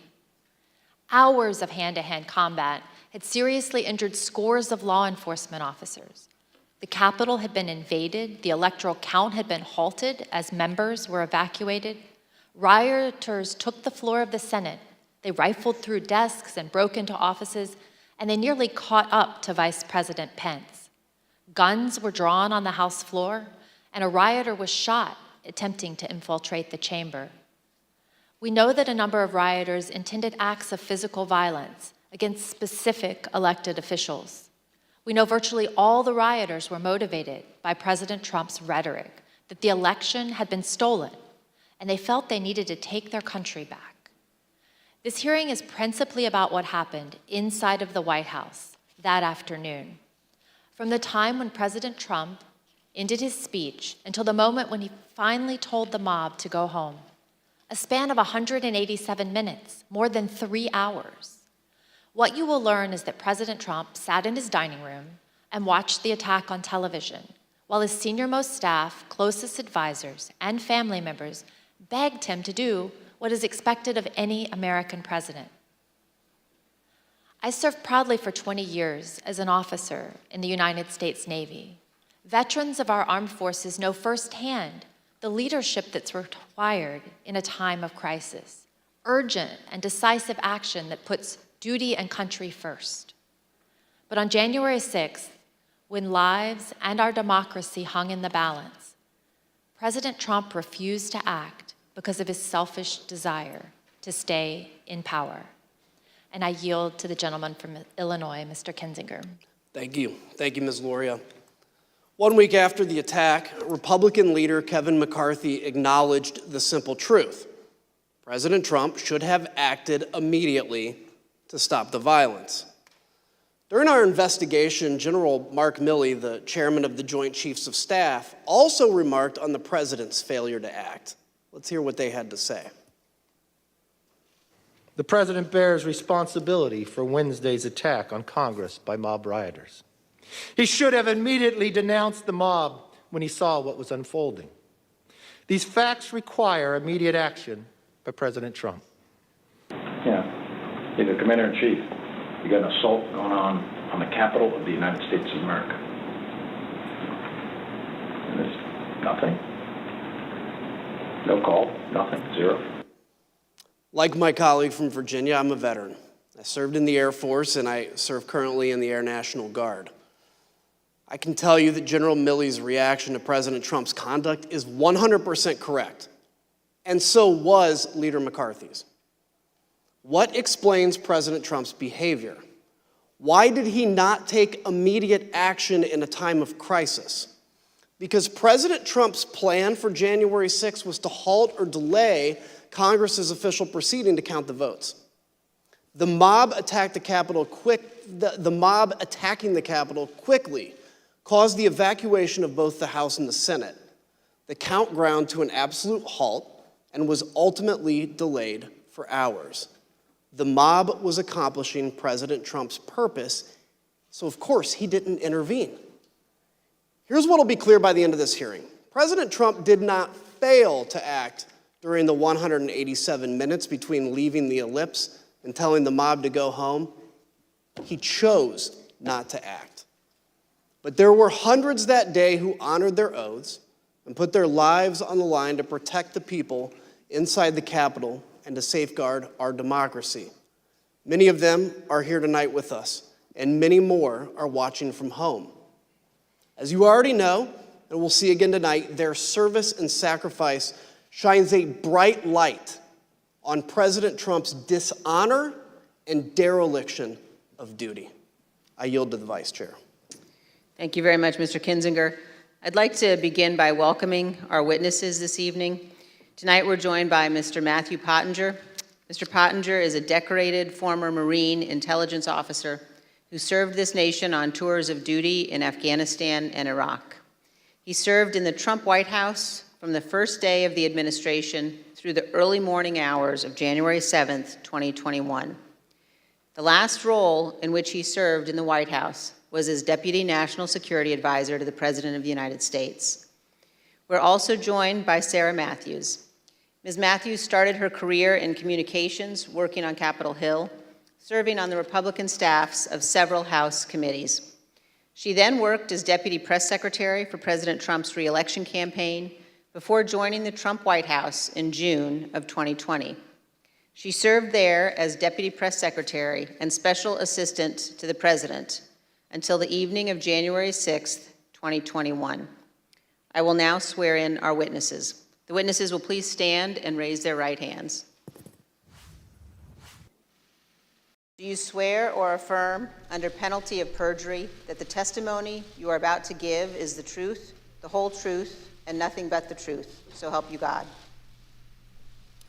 Thank you. You may be seated, and let the record reflect that the witness is answered in the affirmative. Thank you both again for being here tonight.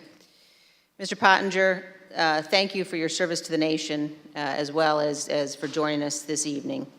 Can you please briefly explain what your responsibilities were as Deputy National Security Advisor to the President? Thank you, Madam Vice Chair. When I started at the White House, I was a senior director for Asia on the National Security Council staff, so that was a job that involved helping coordinate the President's Asia policy. I supported the President when he met or interacted with Asian leaders. Later, 2019, I was promoted to the job of Deputy National Security Advisor. In that role, I was the chairman of the Deputies Committee. That's an NSC meeting of all of the deputy cabinet secretaries. We would settle important matters of national policy related to our national security, and we would also tee up options for the President and for his cabinet members. It was, I felt then, as I do now, that it was a privilege to serve in the White House. I'm also very proud of President Trump's foreign policy accomplishments. We were able to finally compete with China. We were also able to broker peace agreements between Israel and 3 Arab states. I mean, those are some examples of the types of policies that I think made our country safer. Thank you, Mr. Pottinger. And were you in the White House during the attack on the Capitol on January 6th? For most of the day, I was in the White House. Although when the President was speaking at the rally, I was actually off-site at a scheduled meeting with India's ambassador to the United States. The National Security Council staff was not involved in organizing the security for what was a domestic event, the rally, but I did return to the White House at roughly 2:30 p.m.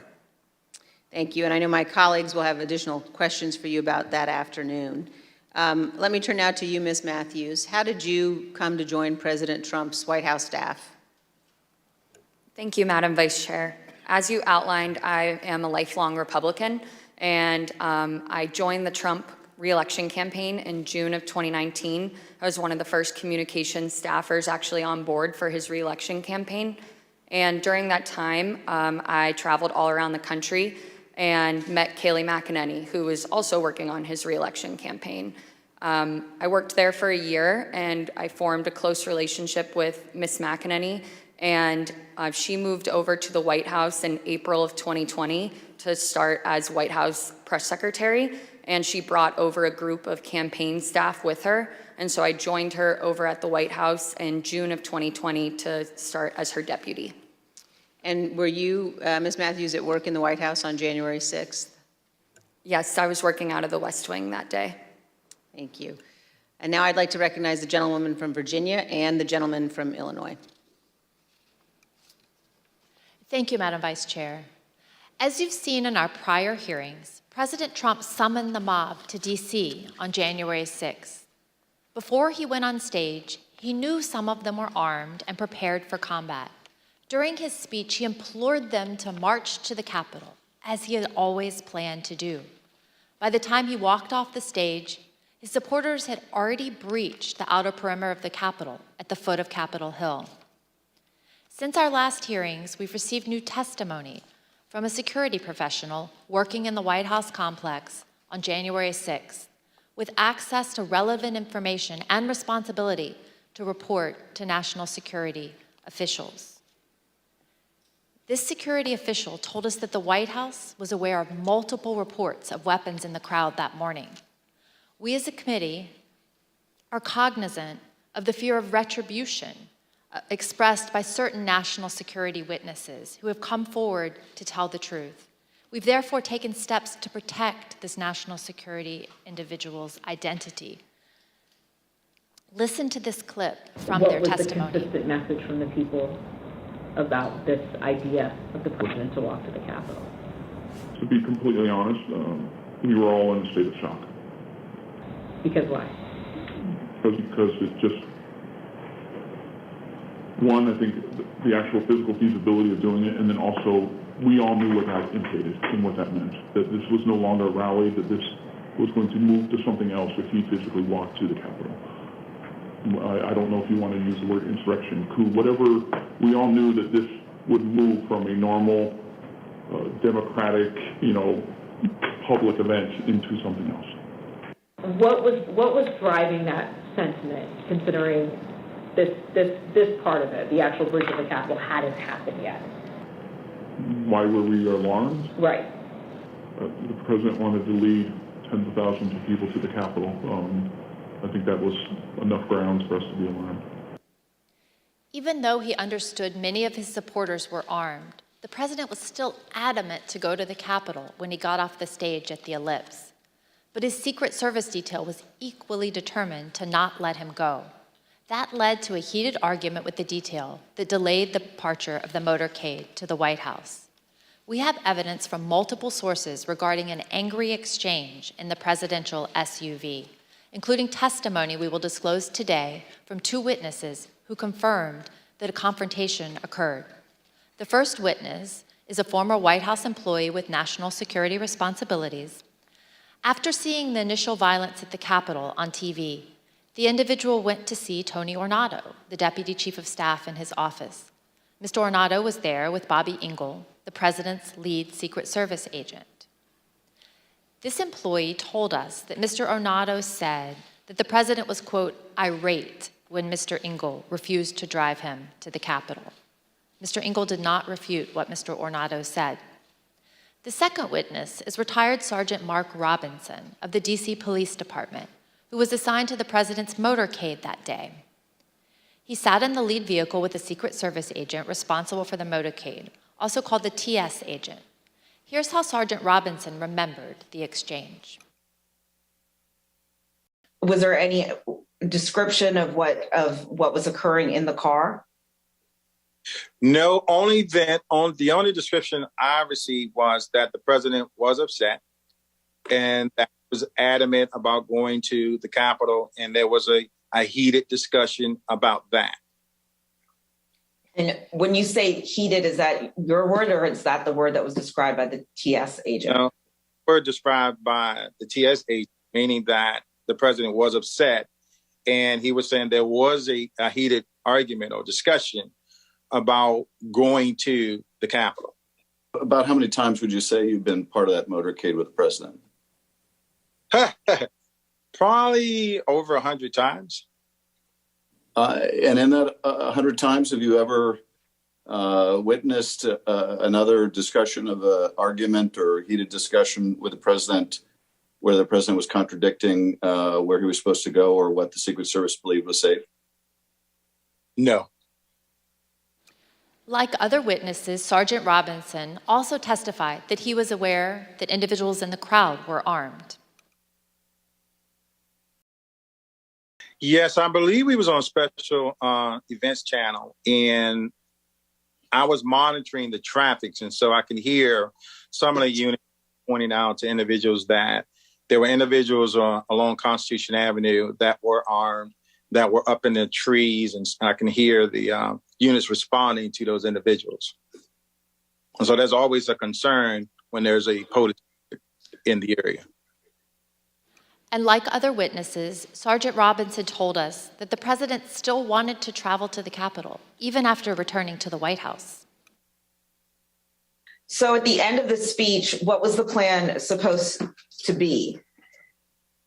So at the end of the speech, we do know that while inside the limo, the president was still adamant about going to the Capitol. That's being relayed to me by the TS agent. And so we did part the ellipse and we responded back to the White House. However, the motorcade, the protest motorcade was placed on standby. And so we were told to stand by on West Exec until they confirmed whether or not the president was going to go to the Capitol. And so I may have waited, I would just estimate maybe 45 minutes to an hour, waiting for Secret Service to make that decision.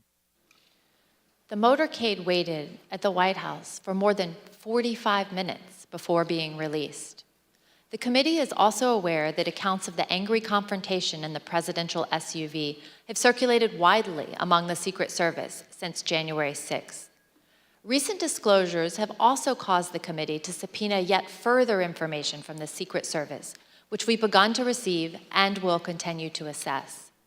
The committee is also aware that certain Secret Service witnesses have now retained new private counsel. We anticipate further testimony under oath and other new information in the coming weeks. After the Secret Service refused to take President Trump to the Capitol, he returned to the White House.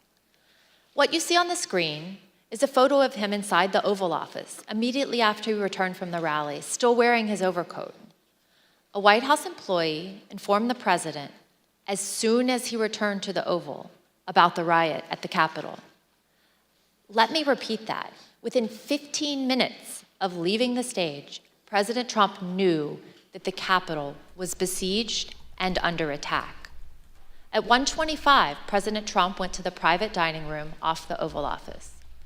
From 1:25 until 4 o'clock, the president stayed in his dining room.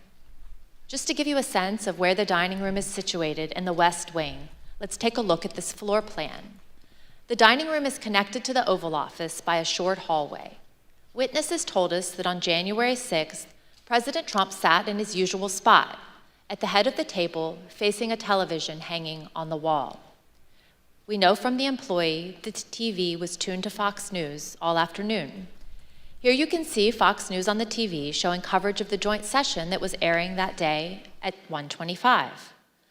Other witnesses confirmed that President Trump was in the dining room with the TV on for more than 2.5 hours. There was no official record of what President Trump did while in the dining room. On the screen is the presidential call log from January 6th. As you can see, there's no official record of President Trump receiving or placing a call between 11:06 and 6:54 p.m.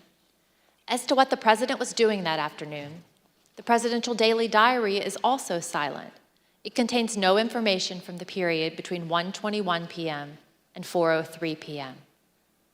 There are also no photos of President Trump during this critical period between 1:21 in the Oval Office and when he went outside to the Rose Garden after 4 o'clock.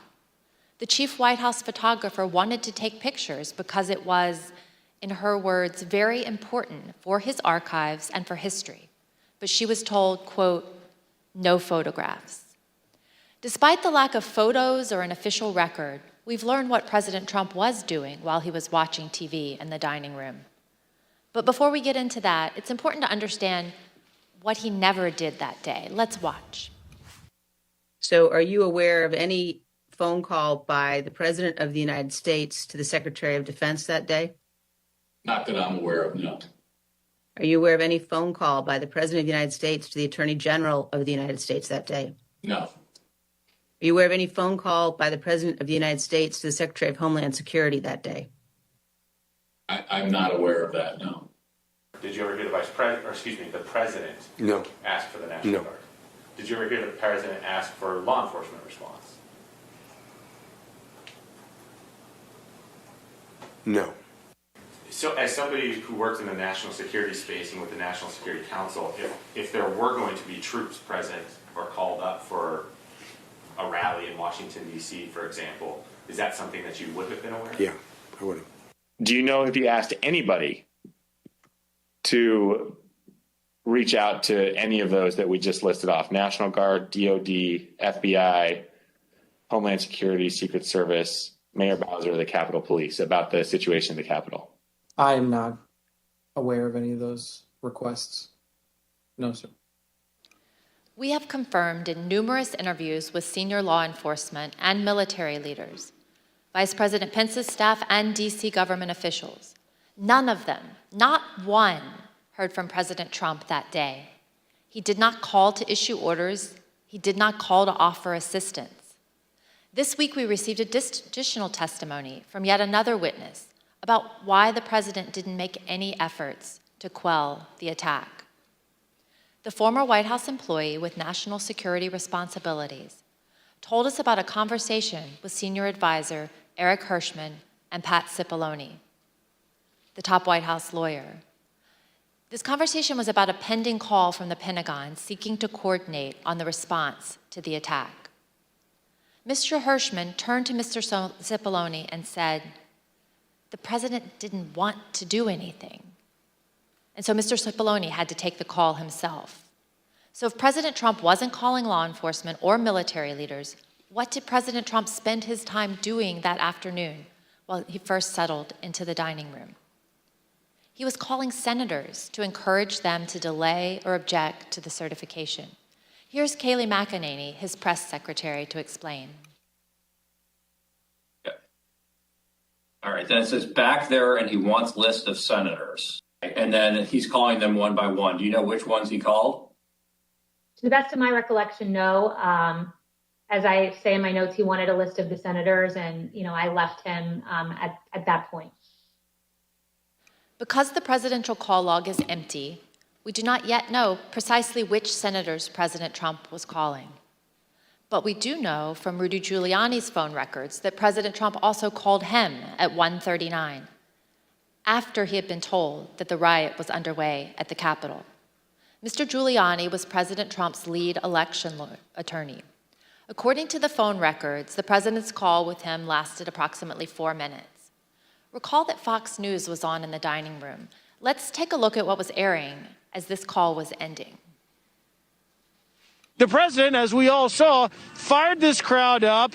They've all, tens of thousands, maybe 100,000 or more, have gone down to the Capitol or elsewhere in the city, and they're very upset. Now, I jumped down as soon as we heard the news that Brett gave you about Mike Pence. I started talking to these people. I said, "What do you think?" One woman, an Air Force veteran from Missouri, said she was, quote, disgusted to hear that news and that it was his duty to do something. And I told her, I said, there's nothing in the Constitution unilaterally that Vice President Pence could do. She said, that doesn't matter. He should have fought for Trump.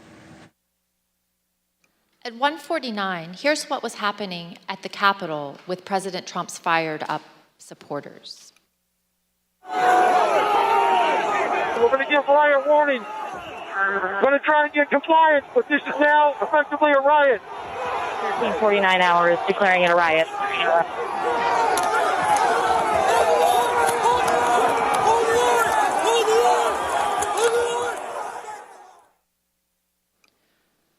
What did President Trump do at 1:49 as the DC police at the same time were declaring a riot at the Capitol? As you can see on the screen, he tweeted out a link to the recording of his ellipse speech.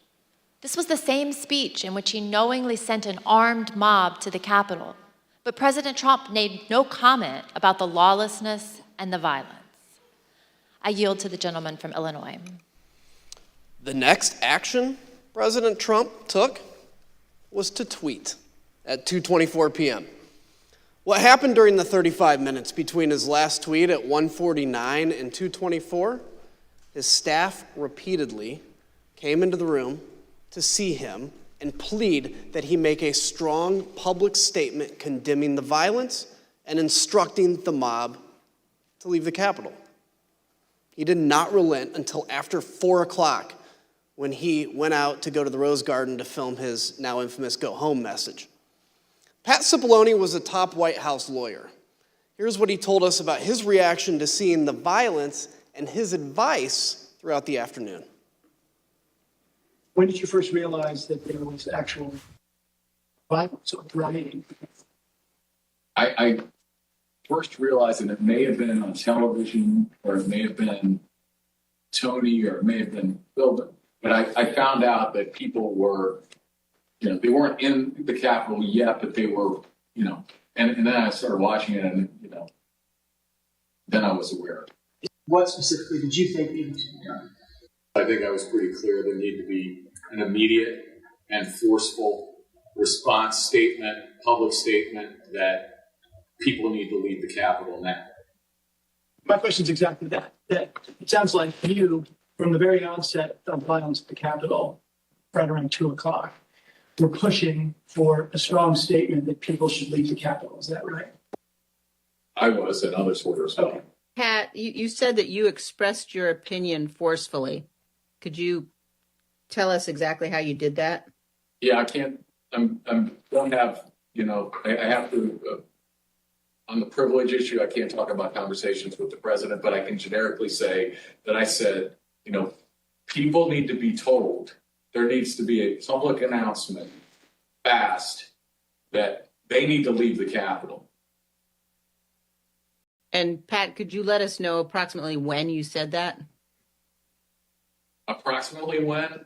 Almost immediately after I found out people were getting into the Capitol or approaching the Capitol in a way that was violent. Do you remember any discussion with Mark Meadows with respect to his view that the president didn't want to do anything, was somehow resistant to wanting to say something along the lines that you suggest? And it's not just to be clear, many people suggested it. Not just me. Many people felt the same way. I'm sure I had conversations with Mark about this during the course of the day and expressed my opinion very forcefully that this needs to be done. So your advice was tell people to leave the Capitol, and it took over 2 hours when there were subsequent statements made, tweets put forth that in your view were insufficient. Did you continue, Mr. Cipollone, throughout the period of time up until 4/17, continue, you and others, to push for a stronger statement? Yes. Were you joined in that effort by Ivanka Trump? Yes. By Eric Hershman? Yes. By Mark Meadows? Yes. White House counsel's office wanted there to be a strong statement out to condemn the rioters. I'm confident in that. I'm confident that Ivanka Trump wanted there to be a strong statement to condemn the rioters. I don't know the private conversation she had with Mr. Trump, but I remember when she came to the office one time with White House counsel's office, when she came to the chief of staff's office with White House counsel's office, she was talking about the speech later that day and trying to get her dad on board with saying something that was more direct than he had wanted to at the time and throughout the afternoon. And I think Mark also I remember him getting Ivanka involved because it's like, get Ivanka down here because he thought that would be important. I don't think Jared was there in the morning, but I think he came later. I remember thinking it was important to get him in there too. And of course, Pat Philbin, was expressing the same things. I mean, Pat Philbin, was very, as I said, I don't think there was one of these meetings where there might have been, but for the most part, I remember the both of us going down together, going back, getting on phone calls. He was also very clearly expressing this view. Pat Cipollone and Cassidy Hutchinson, an aide to Chief of Staff Mark Meadows, also told us about the Hang Mike Pence chants. As you will see, Mr. Cipollone recalled conversations about those chants in the West Wing, but he relied on executive privilege to maintain confidentiality over his and others' direct communications with the president. Although Mr. Cipollone was unwilling to provide more detail, Ms. Hutchison provided more explicit information, filling in those blanks. See that for yourself. It wasn't until Mark hung up the phone, handed it back to me. I went back to my desk. A couple minutes later, him and Pat came back, possibly Eric Hershman too. I'm pretty sure Eric Hershman was there. But I'm confident it was Pat that was there. I remember Pat saying something to the effect of, Mark, we need to do something more. They're literally calling for the vice president to be effing hung. And Mark had responded something to the effect of, you heard him, Pat. He thinks Mike deserves it. He doesn't think they're doing anything wrong. To which Pat said something, this is effing crazy. We need to be doing something more. Briefly stepped into Mark's office. Do you remember any discussion at any point during the day about rioters at the Capitol chanting, hang Mike Pence? Yes, I remember hearing about that. Yes. Yeah. I don't know if I observed that myself on TV. I'm just curious. I understand the privilege line you've drawn, but do you remember what you can share with us about the discussion about those chants, the hang Mike Pence chants.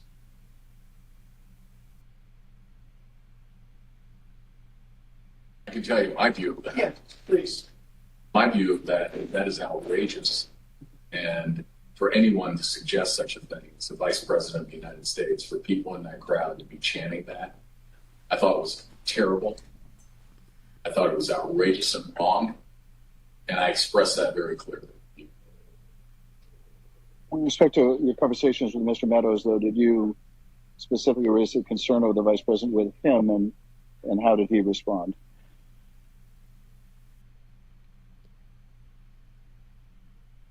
I believe I raised a concern about the Vice President, and I again, the nature of his response, without recalling exactly, was he, people were doing all that they could. And what about the President? Did he indicate whether he thought the President was doing what needed to be done to protect the Vice President?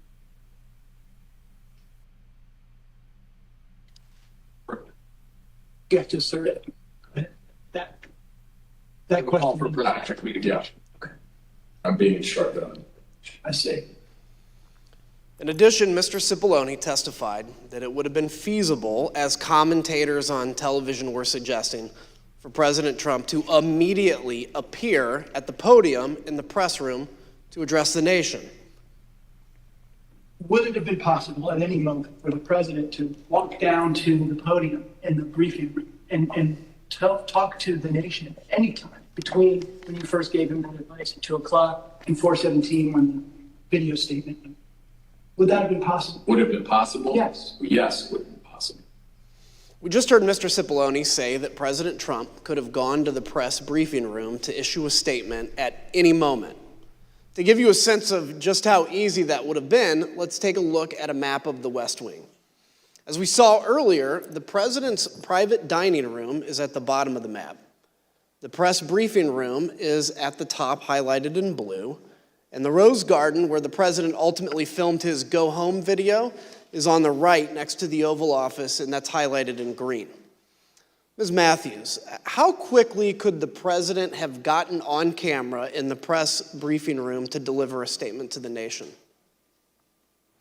So as you outlined, it would take probably less than 60 seconds from the Oval Office dining room over to the press briefing room. And for folks that might not know, the briefing room is the room that you see the White House press secretary do briefings from, with the podium and the blue backdrop. And there's a camera that is on in there at all times. And so if the president had wanted to make a statement and address the American people, he could have been on camera almost instantly. And conversely, the White House press corps has offices that are located directly behind the briefing room. And so if he had wanted to make an address from the Oval Office, we could have assembled the White House press corps probably in a matter of minutes to get them into the Oval for him to do an on-camera address. Thank you. Other witnesses have given us their views on that question. For example, General Keith Kellogg told us that some staff were concerned that a live appearance by the president at the microphones at that moment could actually make matters worse. He told us he recommended against doing a press conference because during his 4 years in the Trump administration, quote, there wasn't a single clean press conference we had had. President Trump's advisors knew his state of mind at that moment, and they were worried about what he would say in unscripted comments. I yield to the gentlewoman from Virginia. Thank you. As you've heard, by 2 o'clock, multiple staff members in the White House recognized that a serious situation was underway at the Capitol. Personally, I recall being evacuated from the House office building where we're sitting before this time. And it was due to the discovery of 2 pipe bombs in nearby buildings. Ms. Matthews, around the same time, you were watching the violence unfold on television and social media with colleagues, including with Ben Williamson, a senior aide to Mark Meadows and the acting director of communications. You told us that before President Trump sent his next tweet at 2:24, Mr. Williamson got up to go see Mr. Meadows, and you got up to go see Kayleigh McEnany. Why did you both do that? So Ben and I were watching the coverage unfold from one of the offices in the West Wing, and we both recognized that the situation was escalating, and it was escalating quickly, and that the president needed to be out there immediately to tell these people to go home and condemn the violence that we were seeing. So I told him that I was going to make that recommendation to Kaylee, and he said he was going to make the same recommendation to the Chief of Staff, Mark Meadows. Thank you. And one of your colleagues in the press office, Judd Deere, told us he also went to see Ms. McEnany at that time. Let's hear what he said about this critical period of time, right as the rioters were getting into the Capitol. And why did you think it was necessary to say something? Well, I mean, it appears that individuals are storming the U.S. Capitol building. They also appear to be supporters of Donald Trump who may have been in attendance at the rally. We're going to need to say something. And did you have a view as to what should be said by the White House? Yeah, I can think of one thing. If I recall, I told Kaylee that I thought that we needed to encourage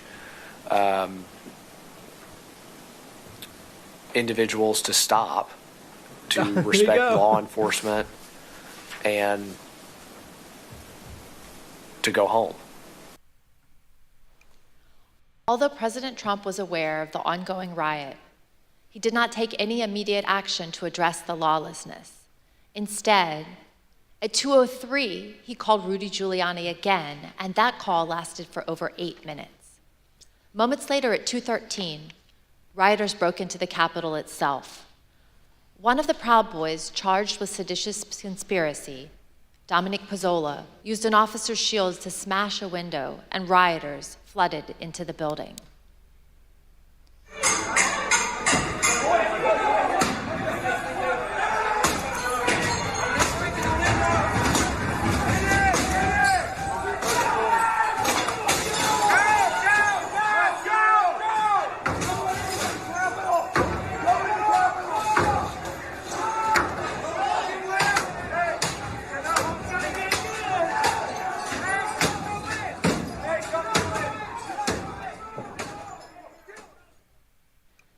As rioters were entering the building, the Secret Service held Vice President Pence in his office right off the Senate chamber for 13 minutes as they worked to clear a safe path to a secure location. Now listen to some of that radio traffic and see what they were seeing as the protesters got just feet away from where the Vice President was holding. Hold! Hold! They can't keep the building! Hold! Where's that door up? If we're moving, we need to move now. Copy. If we lose any more time, we may lose the ability to leave. So if we're going to leave, we need to do it now. They've gained access to the second floor, and I've got public about 5 feet from me down here below. Okay, copy. They are on the second floor, moving in now. We may want to consider getting out and leaving now. Copy. Will we encounter the people once we make our way? Repeat. Encounter any individuals if we made our way to the. There's 6 officers between us and the people that are 5 to 10 feet away from me. Stand by. I'm going down to evaluate. Go ahead. We have a clear shot if we move quickly. We got smoke downstairs set by unknown smoke set downstairs by the protesters. Is that route compromised? We have this is secure. However, we will bypass some protesters that are being contained. There is smoke, unknown what kind of smoke it is. Copy. Clear, we're coming out now, all right? Make a way. Damn. The President's National Security Council staff was listening to these developments and tracking them in real time. On the screen, you can see excerpts from the chat logs among the President's National Security Council staff. At 2:13, the staff learned that the rioters were kicking in the windows at the Capitol. 3 minutes later, the staff said the Vice President was being pulled, which meant agents evacuated him from the Senate floor. At 2:24, the staff noted that the Secret Service agents at the Capitol did not, quote, sound good right now. Earlier, you heard from a security professional who had been working in the White House complex on January 6th with access to relevant information and a responsibility to report to national security officials. We asked this person, what was meant by the comment that the Secret Service agents did not, quote, sound good right now? In the following clip of that testimony, which has been modified to protect the individual's identity, the professional discusses what they heard from listening to the incoming radio traffic that day. Okay, that last entry on this page is service to the Capitol does not sound good right now. Correct. What does that mean? The members of the VP detail at this time were starting to fear for their own lives. There was a lot of yelling, a lot of very personal calls over the radio. So it was disturbing. I don't like talking about it, but there were calls to say goodbye to family members, so on and so forth. It was getting, for whatever the reason was on the ground, the VP detail thought that this was about to get very ugly. And did you hear that over the radio? Okay. What was the response by the agents, Secret Service agents who were there? Everybody kept saying, at that point it was just reassurances, or I think there were discussions of reinforcements coming, but again, it was just chaos. They were just yelling. Obviously, you conveyed this so disturbing, but what prompted you to put it into an entry, as it states there, service for the Capitol? If they're running out of options and they're getting nervous, it sounds like that we came very close to either service having to use lethal options or worse. Like at that point, I don't know. Is the VP compromised? Is the detail I don't know. Like, we didn't have visibility, but it doesn't. If they're screaming and saying things like say goodbye to the family, like, the floor needs to know this is going to a whole nother level soon. As this next video shows, the rioters' anger was focused primarily on Vice President Mike Pence. This woman comes up to the side of us and she says, Pence folded.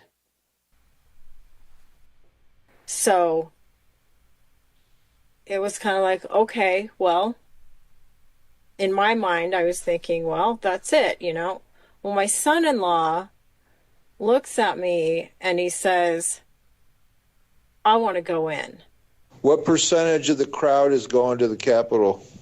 100%. It is spread like wildfire that Pence has betrayed us and everybody's marching on the Capitol, all million of us. It's insane. Not stick up for Donald Trump. Mike Pence Mike Pence has screwed us, in case you haven't heard yet. And Pence is still afraid to say like one ill word of Donald Trump. Which is wild. Mike Pence has screwed us. Did people appear angry as you were walking to the Capitol? Yeah, a lot of people seem like they're very upset. Tell us some of the things they were saying, if you recall. Oh, they were saying all types. People were screaming all types of stuff. They were mad that Vice President Pence was going to accept the electorals. It was a little. If you could think it up, you were hearing it. I believe that Vice President Pence was going to certify the electoral votes or not certify them, but I guess that's just changed, correct? And it's a very big disappointment. I think there's several 100,000 people here that are very disappointed. President Trump did not try to calm his thousands of disappointed supporters. Instead, at almost the same moment violence was getting completely out of hand, Donald Trump sent his 2:24 tweet. The president said, Mike Pence didn't have the courage to do what should have been done to protect our country and our Constitution. Despite knowing the Capitol had been breached and the mob was in the building, President Trump called Mike Pence a coward and placed all the blame on him for not stopping the certification. He put a target on his own vice president's back. Mr. Pottinger and Ms. Matthews, when we ask you about your reaction to seeing the 224 tweet in real time, you both used the same imagery to describe it. President Trump was adding fuel to the fire. Mr. Pottinger, you made the decision to resign after seeing this tweet. Can you please tell us why? Yes. So that was pretty soon after or shortly before I'd gotten back to the White House. I'd come from off-site. I began to see for the first time those images on TV of the chaos that was unfolding at the Capitol. One of my aides handed me a sheet of paper that contained the tweet that you just read. I read it and was quite disturbed by it. I was disturbed and worried to see that the president was attacking Vice President Pence for doing his constitutional duty. So the tweet looked to me like the opposite of what we really needed at that moment, which was a de-escalation. And that's why I had said earlier that it looked like fuel being poured on the fire. So that was the moment that I decided that I was going to resign, that would be my last day at the White House. I simply didn't want to be associated with the events that were unfolding on the Capitol. Thank you. And Ms. Matthews, what was your reaction to the president's tweet about Vice President Pence? So it was obvious that the situation at the Capitol was violent and escalating quickly. And so I thought that the tweet about the vice president was the last thing that was needed in that moment. And I remember thinking that this was going to be bad for him to tweet this because it was essentially him giving the green light to these people, telling them that what they were doing at the steps of the Capitol and entering the Capitol was okay, that they were justified in their anger. And he shouldn't have been doing that. He should have been telling these people to go home and to leave and to condemn the violence that we were seeing. And I'm someone who has worked with him. You know, I worked on the campaign, traveled all around the country, going to countless rallies with him, and I've seen the impact that his words have on his supporters. They truly latch on to every word and every tweet that he says, and so I think that in that moment, for him to tweet out the message about Mike Pence, it was him pouring gasoline on the fire and making it much worse. Thank you both. And let's watch what others also told us about their reactions to this tweet. I don't remember when exactly I heard about that tweet, but my reaction to it is that's a terrible tweet, and I disagreed with the sentiment, and I thought it was wrong. What was your reaction when you saw that tweet? Extremely unhelpful. Why? This guy's like accidentally funny. Yeah, I would imagine it wasn't unhelpful. The message that we needed at that time. It wasn't going to the scenes at the U.S. Capitol were only getting worse at that point. This was not going to help that. Were you concerned it could make it worse? Certainly. Ms. Hutchinson, what was your reaction when you saw this tweet? As a staffer that worked to always represent the administration to the best of my ability and to showcase the good things that he had done for the country, I remember feeling frustrated, disappointed, and really, it felt personal. I was really sad. As an American, I was disgusted. It was unpatriotic. It was un-American. We were watching the Capitol building get defaced over a lie.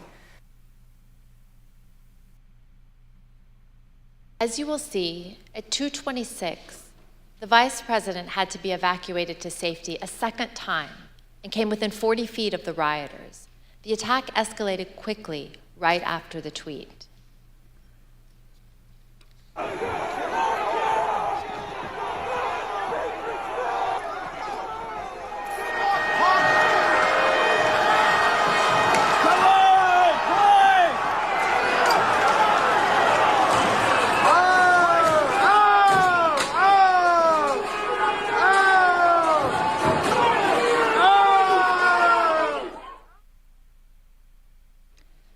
this chaos, what did President Trump do at that point?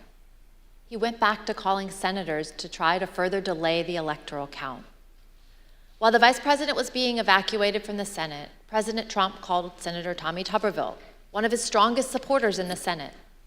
As Senator Tuberville later recalled, he had to end the call so that he could evacuate the Senate chamber himself. Let's listen. He didn't call my phone, called somebody else, and they handed it to me. And I basically told him, I said, Mr. President, we're not doing much work here right now because they just took our vice president out. And matter of fact, I'm going to have to hang up on you. I've got to leave. Senator Josh Hawley also had to flee. Earlier that afternoon, before the joint session started, he walked across the east front of the Capitol. As you can see in this photo, he raised his fist in solidarity with the protesters already amassing at the security gates. We spoke with a Capitol police officer who was out there at the time. She told us that Senator Hawley's gesture riled up the crowd, and it bothered her greatly because he was doing it in a safe space, protected by the officers and the barriers. Later that day, Senator Hawley fled after those protesters he helped to rile up stormed the Capitol. See for yourself. Of course he did. Of course he riled them up, then...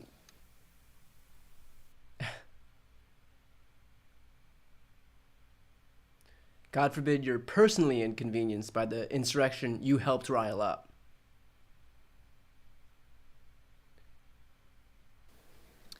Think about what we've seen. Undeniable violence at the Capitol. The vice president being evacuated to safety by the Secret Service.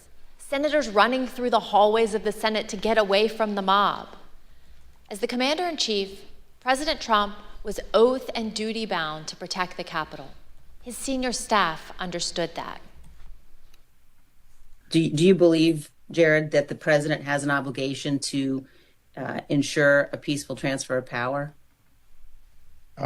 Yes. And do you think the president has an obligation to defend all three branches of our government? I believe so.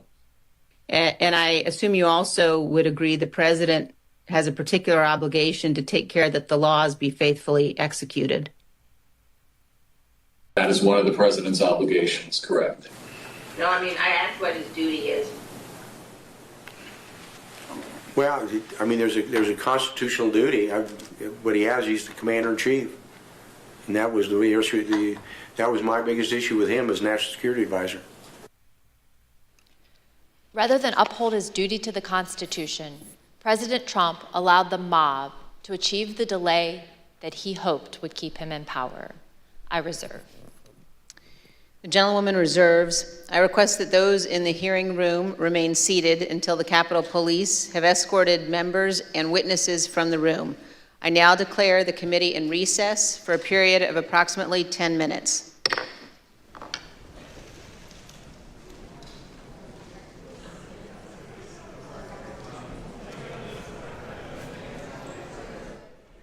Okay. Wow. A lot to go over here from this first half of this hearing.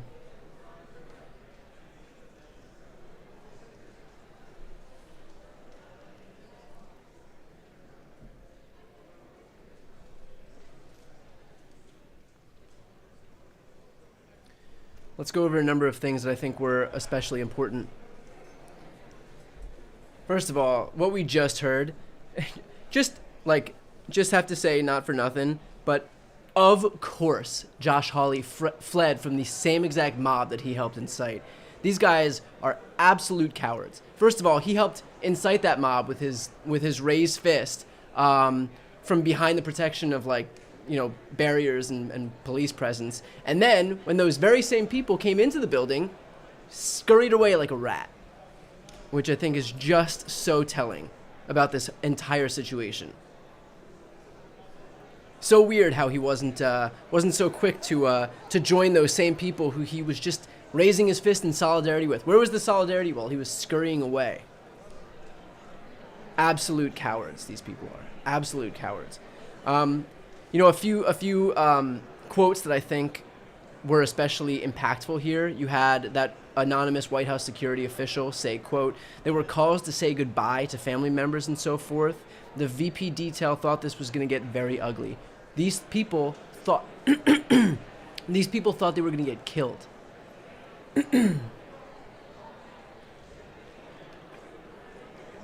These people thought they were going to get killed.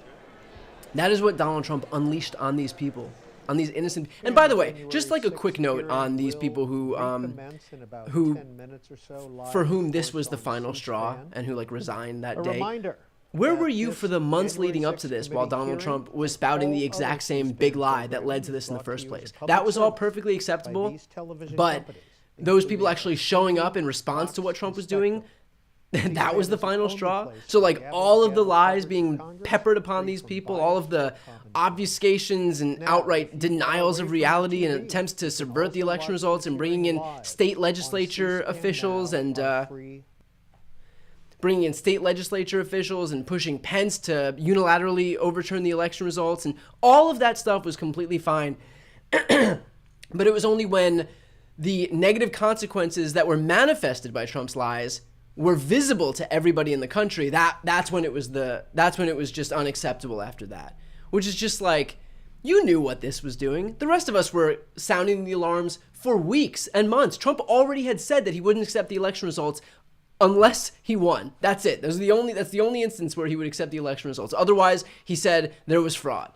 So when he was setting up that effort to overturn the election months prior, before the first vote was even cast, that was all fine by these people who suddenly found their patriotism, found the line that couldn't be crossed. Only when everybody else could see the consequences of Trump's actions. Give me a break. Give me a break. You knew exactly what his rhetoric was going to do. We all did. It wasn't a secret. And if we knew it out here, just watching on TV and looking at his tweets and reading his statements, then of course these people in the White House had to know. Unless they are that dense, unless they're that blinded by whatever shield Trump put, whatever. These people were clearly well aware of what his words were doing and the damage they were doing.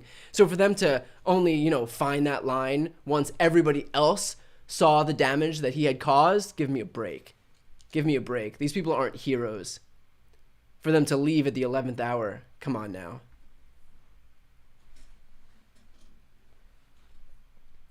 Also thought it was telling that Pat Cipollone testified that it would have been possible for Trump to have given a statement during the more than 2 hours during which he did nothing as the insurrection was going on. Also, we had a witness testify that it would have taken Trump only a few seconds to immediately be able to make a statement. And I think that's damning because it was beyond clear, not just from this hearing, but prior hearings, that the only people that these insurrectionists would take orders from was Trump. He was the reason that they were there. They showed up because he summoned them there with his words. And we heard, I believe it was the very last hearing where that one guy had said, had Trump come sooner and made his statement sooner, I'd have left sooner. He was the only person that they were listening to. And so by virtue of doing nothing for those 187 minutes in between the end of his speech at the Ellipse and his final statement where he said, go home, probably because he had so much legal liability at this point that he had no choice basically but to do it if he wanted to even try to stay out of prison or stay out of the DOJ's crosshairs. But he was the only person, Donald Trump was the only person that these people would listen to, and he made the conscious decision to do nothing. That is tacit permission for these people at the Capitol to keep going, to keep searching for Mike Pence so that they could kill him, to keep searching for Nancy Pelosi so they could kill her. They all knew that the only person that they would respond to, all of Trump's campaign officials, administration officials, they all knew that the only person these insurrectionists would listen to was Donald Trump. They told him numerous times, even Fox News hosts, Laura Ingraham, Hannity, all begging Mark Meadows through those text messages that were released months and months and months ago. All of them begging him to make a statement. Why? Because they knew that Donald Trump was the only person these people would listen to. And by the way, those people then went right on Fox News and pretended like it was Antifa, like it was the FBI, like it was anybody but these Trump supporters. So they were claiming publicly that we don't really think these are Trump supporters. We think this might be a false flag operation by the left. And then at the same time, they were texting Mark Meadows, Trump needs to say something, because they knew full well that these were Trump supporters, in direct contrast to what they were saying on TV. Because if they weren't Trump supporters, why would Donald Trump need to go and make a speech? If it was Antifa, why would Antifa listen to Donald Trump? Why were they so adamant about Trump being the one to go on air and make that speech? Because they knew that these were Trump supporters. They knew that the only person these Trump supporters would listen to was Donald Trump. They knew the person that was responsible for summoning them to the Capitol on January 6th was Donald Trump. It was all blatantly obvious. It was blatantly obvious to these Fox hosts. It was blatantly obvious to every single one of these White House officials who all were begging him to make a statement. It was Pat Cipollone, Ivanka Trump, Eric Hirschman, Mark Meadows, all pushing for a stronger statement by Trump during the insurrection. He didn't give it. 187 minutes went by. He didn't say a word. He sat there gleefully and watched, because these were the fruits of his labor. He spent months peppering these people with the big lie that the election was stolen, that it was fraudulent. He had Rudy Giuliani go out there, his head dripping into oblivion, peppering his viewers and supporters with claims of a stolen election, none of which he could prove in court. In fact, there was one court case where Giuliani quite literally said, "We're not here to even try to prove fraud." So this guy's whole beef this entire time was that there was fraud in the election. Shows up in court, says, "Oh, I'm not here to prove fraud. I'm just, there's just some minor logistical issues that we have to take care of." Anyway, they lost 64 court cases out of 65. The only one they won was shortening a cure deadline in Pennsylvania from 9 to 6 days. That's it. In any case, they spent all of this time peppering their supporters with this idea that the election was stolen. And this was the consequence of that. This was the intended result of that. And so, of course, the guy's not going to show up and make a speech. And that is proof of his intent. Because if he had a different intent, if his intention was for these people not to go storm the Capitol, he'd have come out and said, "Don't storm the Capitol. What are you doing? This isn't what I wanted." But the fact that he didn't, the fact that he sat there gleefully, just sat in the White House on his ass and did nothing, watched TV while this was going on, is all the proof you need that this is exactly what he wanted to happen. If he didn't, he's the president with the biggest platform in the world. He'd have got on TV and told these people to go home. He'd have got on Twitter and told these people to go home. He did nothing. This is exactly what he wanted. If you needed more proof of that, you can't find it other than this. Like, that is all the proof you need. That is as clear a testament as you could possibly find of his corrupt intent. Trump is not someone to be quiet when he's not getting his way. And so the fact that he was quiet, the fact that he was giving tacit permission for this stuff to continue, is a testament to the fact that this is exactly what he intended to have happen. This is the natural consequence, the natural progression of months of peppering his supporters into believing the big lie that the election was stolen, that it was fraudulent, that some nefarious scheme had been concocted by the evil Democrats, Hugo Chavez, who died a few years earlier, and China, and whoever else, was hidden under a pizza place or in Venezuela with bamboo shoots and fake ballots in Nest thermostats. I mean, just like, my brain starts melting when I actually start thinking about the stuff that they've actually said. I mean, seriously, one of the claims here was that the election was partially rigged by the thermostats. So, if you needed like a nice little snapshot of the national discourse all these years later, that's it. It's that the right has been manipulated into thinking that an election was stolen because we turned the temperature from 74 degrees to 72 degrees. So that's how, as one does when they want to steal the election. So in any case, I think the case that they're laying out, as always, per usual, is exactly on point. It shows very clearly the extent to which Donald Trump knew there was no fraud. We've learned that since day one of these hearings. We know the extent to which all of these senior Trump campaign and senior Trump administration officials told him there was no fraud, told him there was no path to victory, told him that he had lost this election. He chose to ignore all that and convince his supporters that he lied, that the election was stolen from him anyway. And this right here, the epitome of all that, the natural result, the consequence of all of that is happening during this 187 minutes, right after his speech at the Ellipse, where he told them outright, overtly, broadcast, in broad daylight, we're going to walk to the Capitol. He said it numerous times. They opened this hearing with exactly that. We are going to march together to the Capitol. This is exactly what he wanted. Everything went according to plan. If it didn't, he'd have used his platform, the biggest platform in the world, on TV, on Twitter, whatever it was. He had an account back then, to tell his supporters to do something differently. He didn't, because this is what he wanted. It doesn't get much clearer than that. My God, I hope the DOJ and Merrick Garland are listening. I don't know how you can draw any other conclusion than the fact that this worked out exactly according to plan from him. Every single step of the way, this is what he wanted. I guess the only thing that he didn't get in all this was to be able to join those insurrectionists himself and really validate that insurrection with his very presence. That's what he ultimately wanted. He was stopped by members of his administration and the Secret Service, probably because they knew just how egregiously illegal, egregiously felonious and unconstitutional that was. He's only in it for mildly unconstitutional in terms of optics. In any case, the committee's coming in right now. I would just ask, if you haven't yet subscribed to this channel and enjoy my breakdowns or pre-shows, post-shows that I'll do shortly, please subscribe. I'd really appreciate it.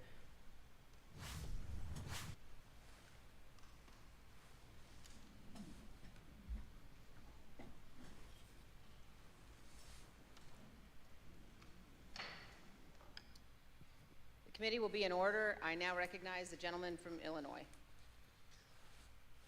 We left at the recess just after President Trump's 224 tweet attacking the vice president. By this time, the president had been in his dining room for an hour.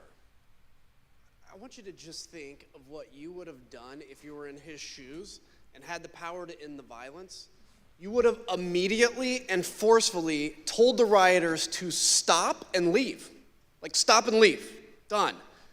As you heard, that's exactly what his senior staff had been urging him to do. But he resisted, and he kept resisting for another almost 2 hours. In the meantime, all the president did was post 2 tweets. One at 2:38 and the other at 3:13. One said, quote, "Stay peaceful." The other said, quote, "Remain peaceful." But the president already knew that the mob was attacking the police and had invaded the Capitol. Neither tweet condemned the violence or told the mob to leave the Capitol and disperse. To appreciate how obvious it was that President Trump was not meeting this moment, it's helpful to look at the real-time reactions of his own son, Don Jr., to the first tweet, captured in a series of text messages with Mark Meadows. I'll warn the audience that these messages contain some strong language. As you can see, Don Jr. first texted Mr. Meadows at 2:53. He wrote, "He's got to condemn this shit ASAP. The Capitol Police tweet is not enough." Mr. Meadows replied, "I am pushing it hard. I agree." Don Jr. responded, "This is one you go to the mattresses on. They will try to fuck his entire legacy if it gets worse." Here's what Don Jr. told us he meant by go to the mattresses. At 2:58, when you say that that Mr. Meadows needs to go to the mattresses on this issue, when you say go to the mattresses, what does that mean? It's just a reference for going all in. I think it's a Godfather reference. Sean Hannity agreed, and he also turned to Mark Meadows for help after the president's second tweet. As you can see, Mr. Hannity texted at 3:31 to say Trump needed to deliver a statement to the nation telling the rioters to leave the Capitol. Mr. Meadows responded that he was, quote, on it. Don Jr. and Sean Hannity were not the only ones who implored Mr. Meadows to get the president to speak to the nation and tell the mob to leave, to go home, go home.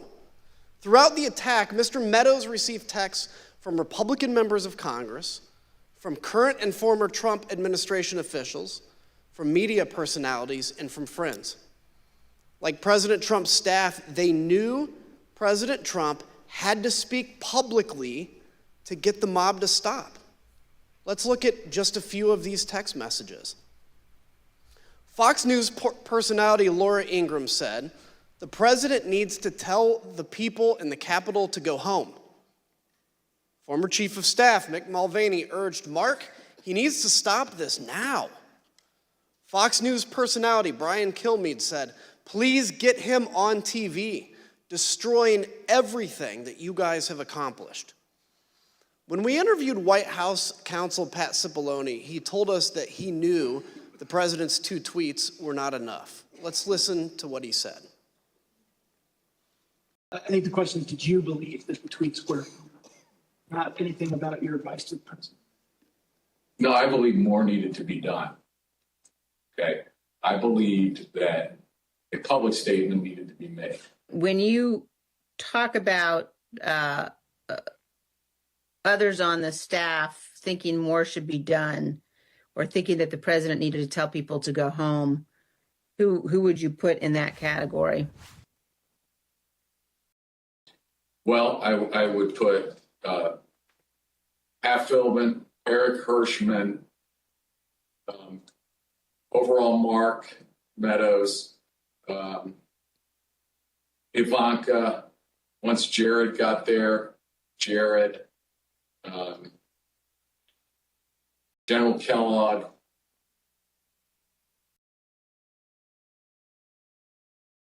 I'm probably missing some, but those. Kaylee, I think, was there, but I don't. Dan Scavino. And who on the staff did not want people to leave the Capitol? On the staff? In the White House, how about? I can't think of anybody, on that day who didn't want people to get out of the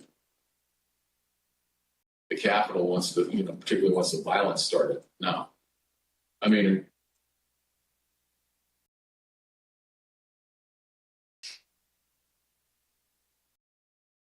what about the president? Yeah. She said the staff. So I answered. No, I said in the White House. Oh, I'm sorry. I apologize. I thought you said who else on the staff.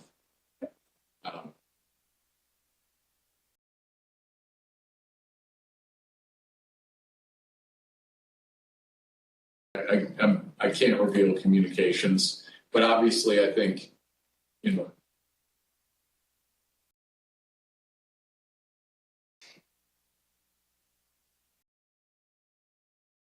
yeah. Let's pause on that last statement. Although Pat Cipollone is being careful about executive privilege, there really is no ambiguity about what he said.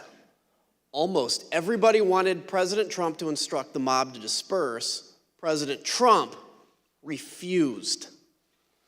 To understand how inadequate the president's tweets were, let's examine his 238 tweet in more detail. For context, here's what was happening at that time.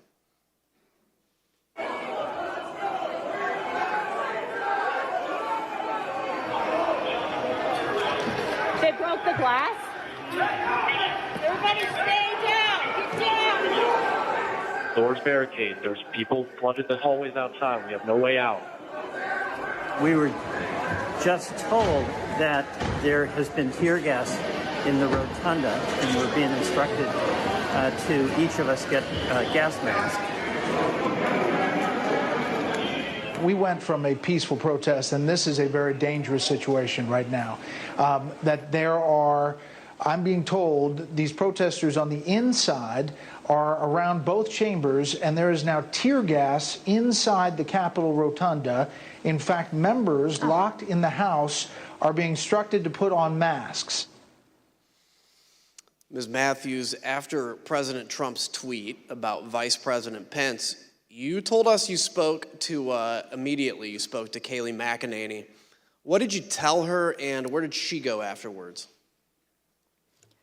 After the tweet about the vice president, I found Kayleigh and told her that I thought the president needed to immediately send out a tweet that condemned the violence that we were seeing, and that there needed to be a call to action to tell these people to leave the Capitol. And she agreed and walked over to the Oval dining room to find the president. We interviewed Ms. McEnany and others who were in the dining room with the president, urging him to put out a statement. Ms. Matthews, Ms. McEnany told us she came right back to the press office after meeting with the president about this particular tweet. What did she tell you about what happened in that dining room? When she got back, she told me that a tweet had been sent out, and I told her that I thought the tweet did not go far enough, that I thought there needed to be a call to action and he needed to condemn the violence. And we were in a room full of people, but people weren't paying attention, and so she looked directly at me and in a hushed tone shared with me that the president did not want to include any sort of mention of peace in that tweet, and that it took some convincing on their part, those who were in the room. And she said that there was a back and forth going over different phrases to find something that he was comfortable with. And it wasn't until Ivanka Trump suggested the phrase, "stay peaceful," that he finally agreed to include it. The president resisted writing "stay peaceful" in a tweet.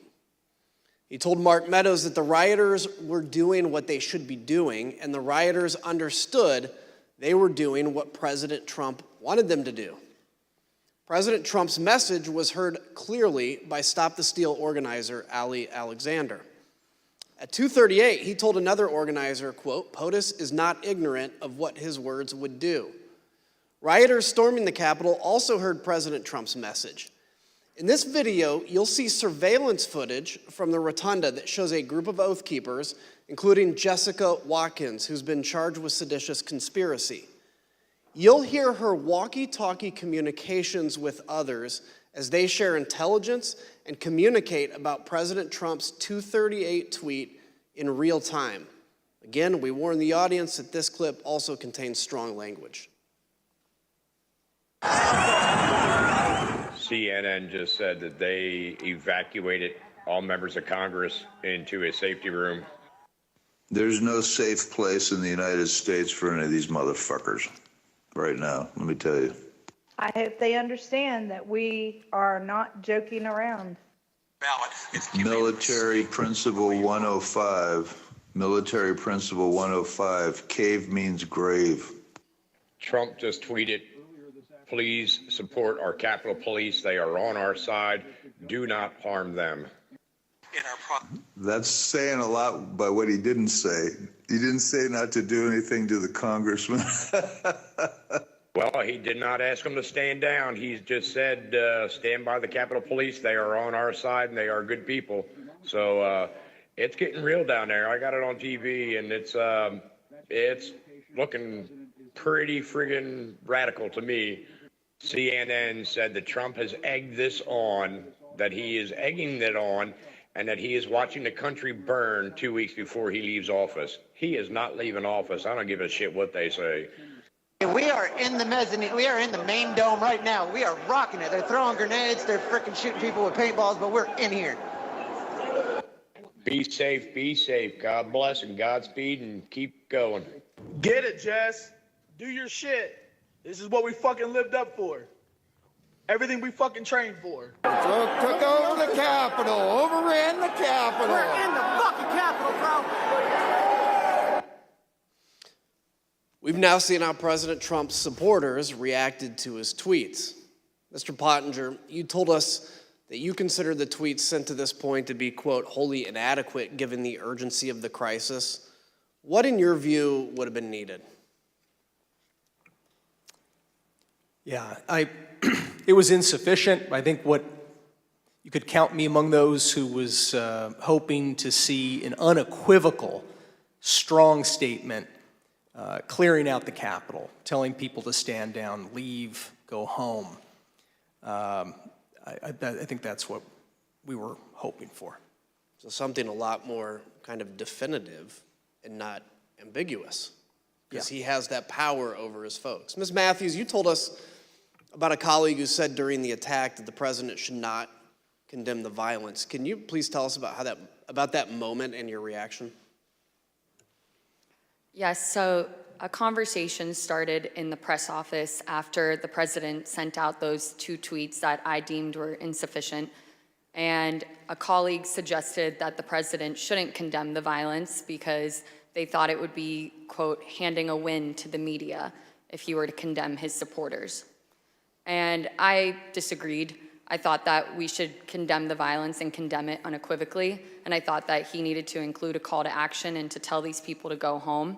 And a debate ensued over it. And I became visibly frustrated, and my colleagues were well aware of that. And I couldn't believe that we were arguing over this in the middle of the West Wing, talking about the politics of a tweet, being concerned with handing the media a win when we had just watched all of that violence unfold at the Capitol. And so I motioned up at the TV, and I said, "Do you think it looks like we're effing winning? Because I don't think it does."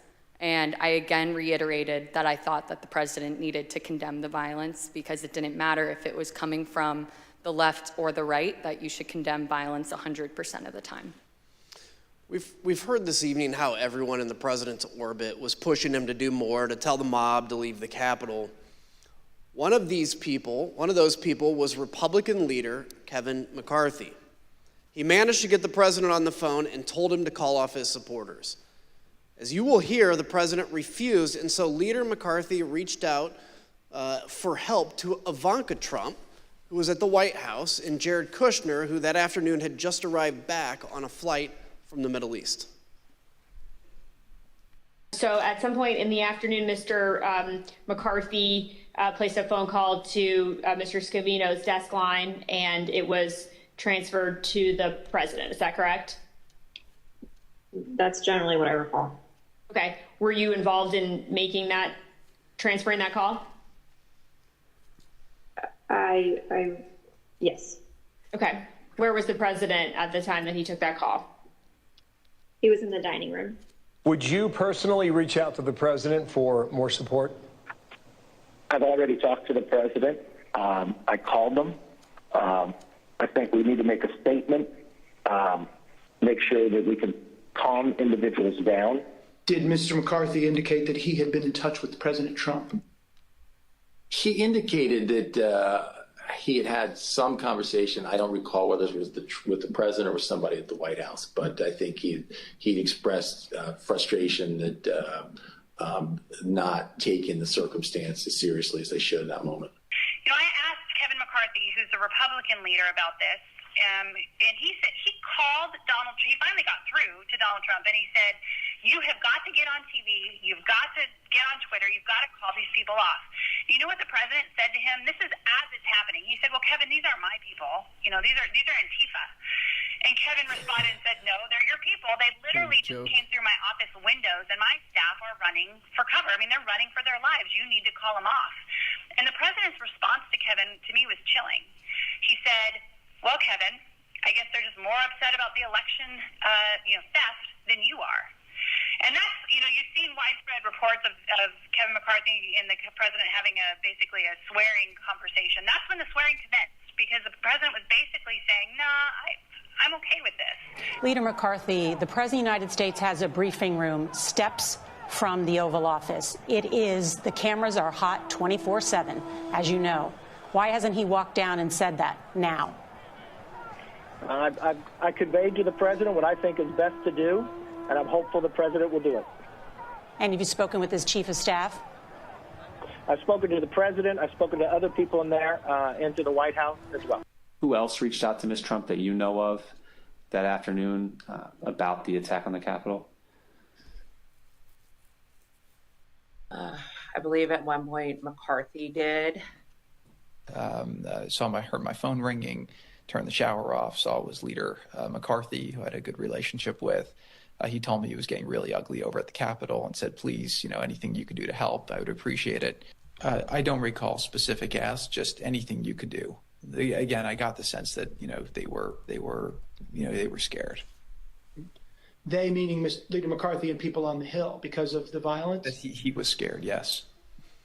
Think about that. Leader McCarthy, who was one of the president's strongest supporters, was scared and begging for help.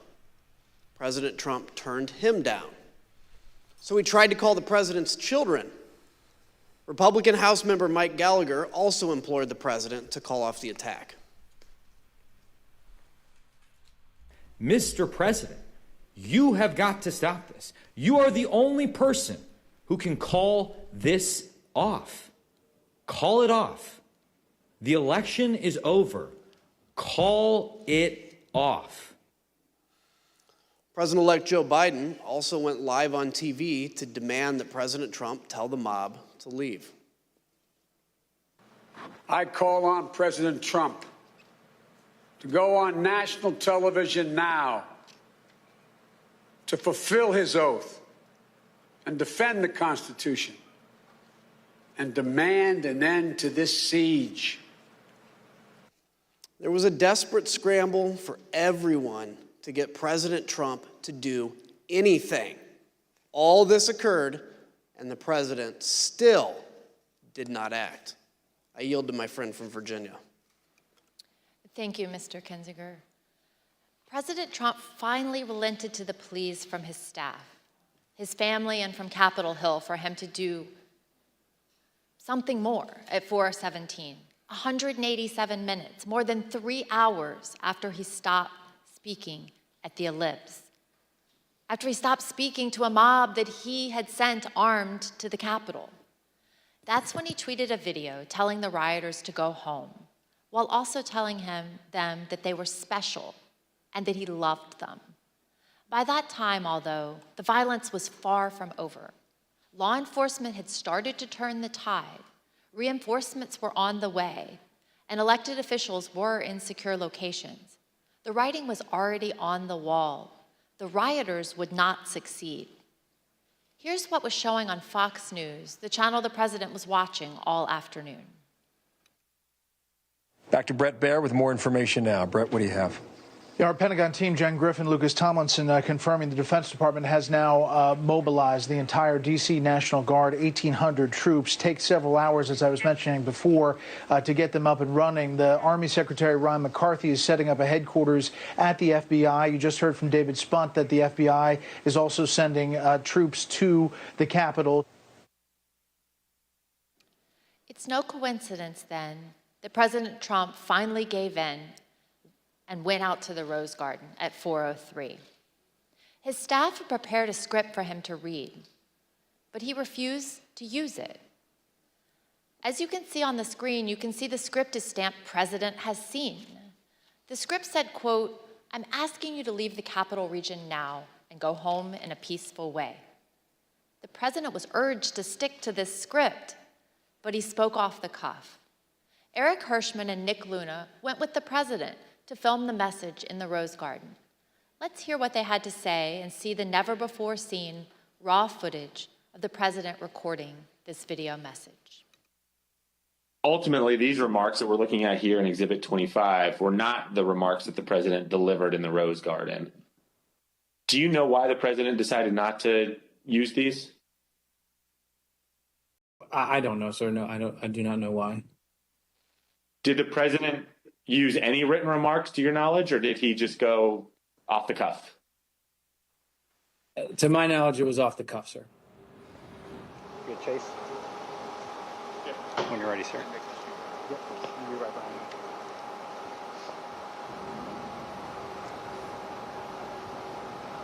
You tell me when you're ready, sir.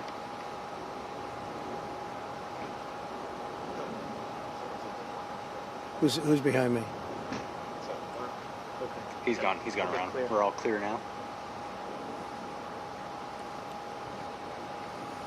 I know your pain. I know you're hurt. We had a election. Let me see. I know your pain. I know you're hurt. We had an election that was stolen from us. It was a landslide election, and everyone knows it, especially the other side. But you have to go home now. We have to have peace.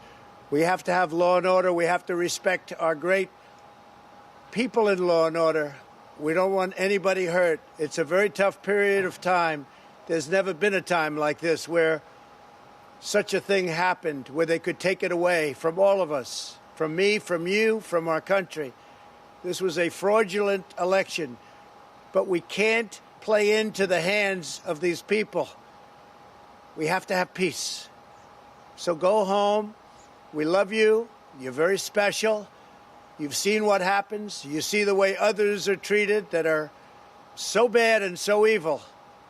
I know how you feel. But go home and go home in peace. When I got there, basically the president just had finished filming the video, and I think he was basically retiring for the day.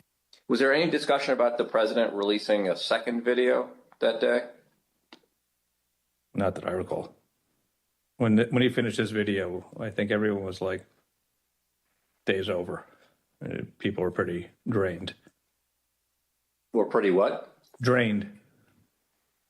But we say day over, I mean, there were still people in the Capitol at that point, weren't there? There were people in the Capitol, but I believe by this stage, law enforcement, and I'd have to go back and look, but I believe law enforcement was either there or moving in or going to take charge. I just tell you, people were emotionally drained by the time that videotape was done. Emotionally drained? At the White House? Here's what was happening at the same time at the Capitol. We warned the audience that this clip also contains strong language and violence. Hey, keep pushing, don't lose the momentum.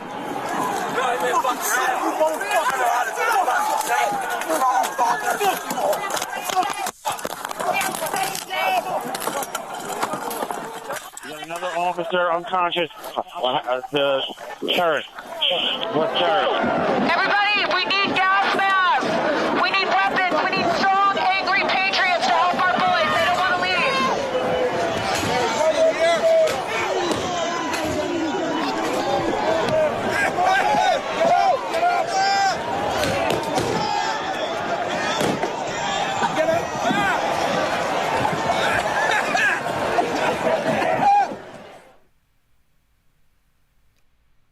While President Trump refused to even lift another finger to help, other leaders honored their oaths and acted to clear the Capitol and resume the joint session. For instance, here are never-before-seen photos and video of congressional leaders in action during the attack. The video is a portion of a call they had at approximately 4:45 with Acting Secretary of Defense, Chris Miller. We're not going to let these people keep us from finishing our business. So we need you to get the building cleared, give us the okay so we can go back in session and finish up the people's business as soon as possible.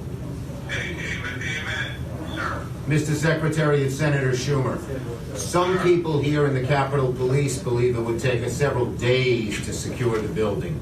Do you agree with that analysis? I'm not on the ground, but I do not agree with that analysis. So what is the earliest that we could safely resume our proceedings in the Senate and House chambers? The earliest we could safely resume?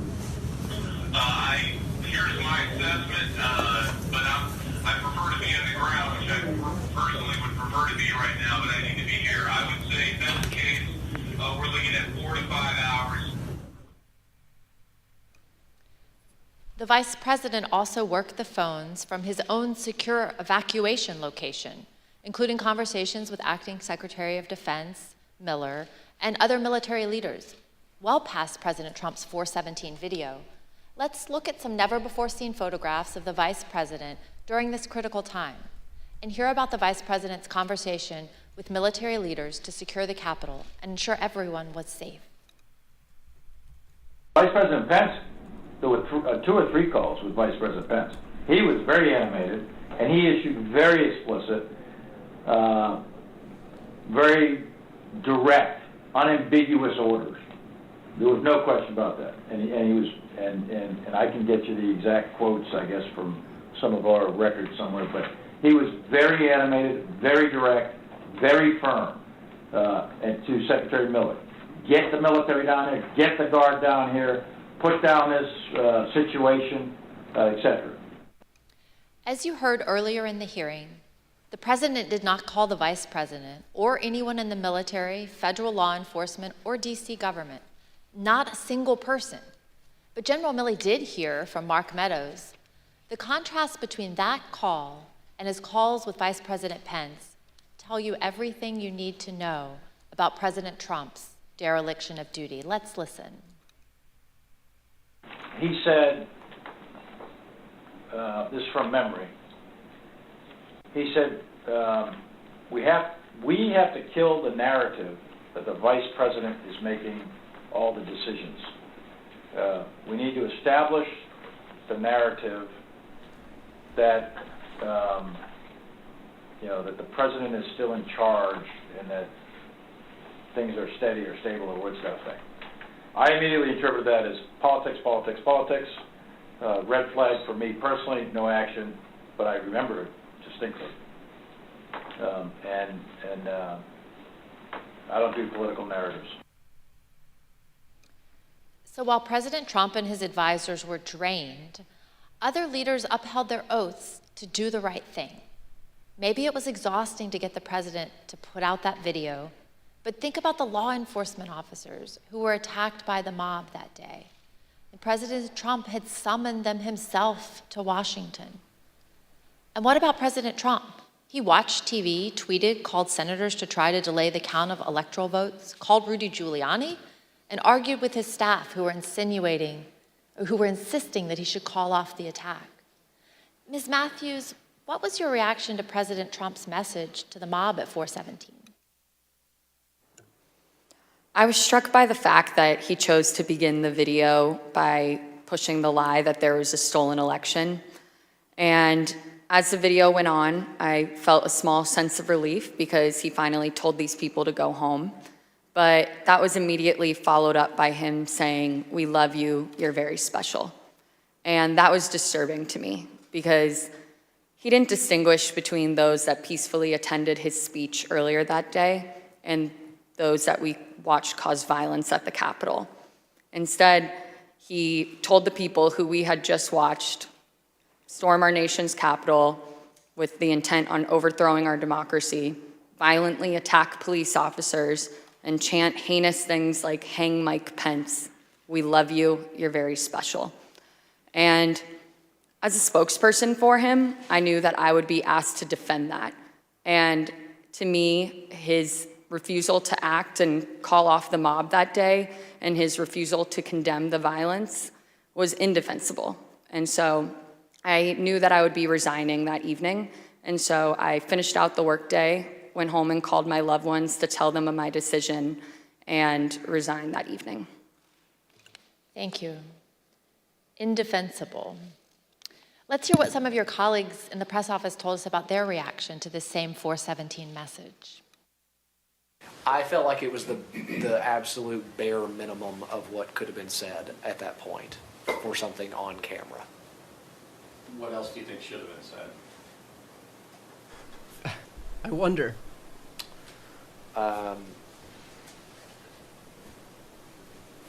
So a more forceful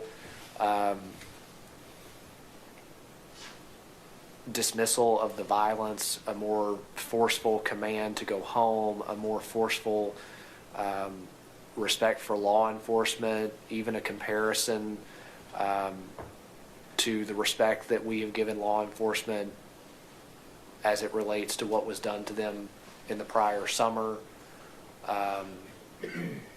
And I thought it was important that an acknowledgement be given to the U.S. Capitol building itself, what it's a symbol of, what it means, not only to the people that work there, but to the American people generally, and the work of Congress that by law needed to be conducted that day. Do you wish, in hindsight, that the president had asked the protesters to leave the Capitol earlier than he ended up asking them to do that? Of course, I would love if the go-home message would have happened earlier in the day. The president's words matter. We know that many of the rioters were listening to President Trump. We heard from one last week, Stephen Ayers. Let's listen to what he had to say about the 417 message from the president and see how rioters reacted to the president's message in real time. Well, when we were there, as soon as that come out, everybody started talking about it, and it seemed like it started to disperse, some of the crowd. I'm here delivering the president's message. Donald Trump has asked everybody to go home. That's our order. He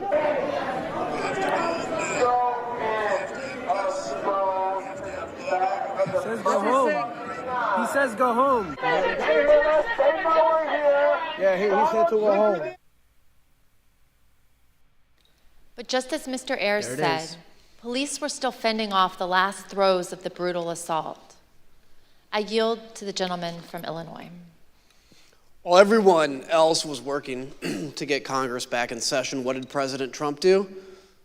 At 6:01, just 1 minute after the citywide curfew went into effect, he posted his last tweet of the day.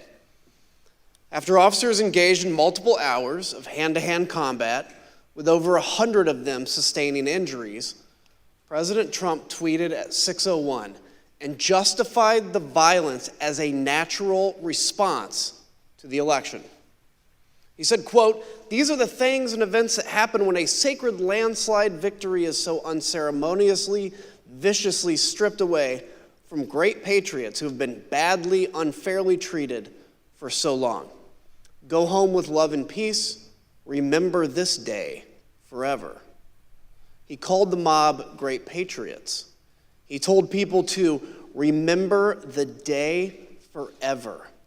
He showed absolutely no remorse.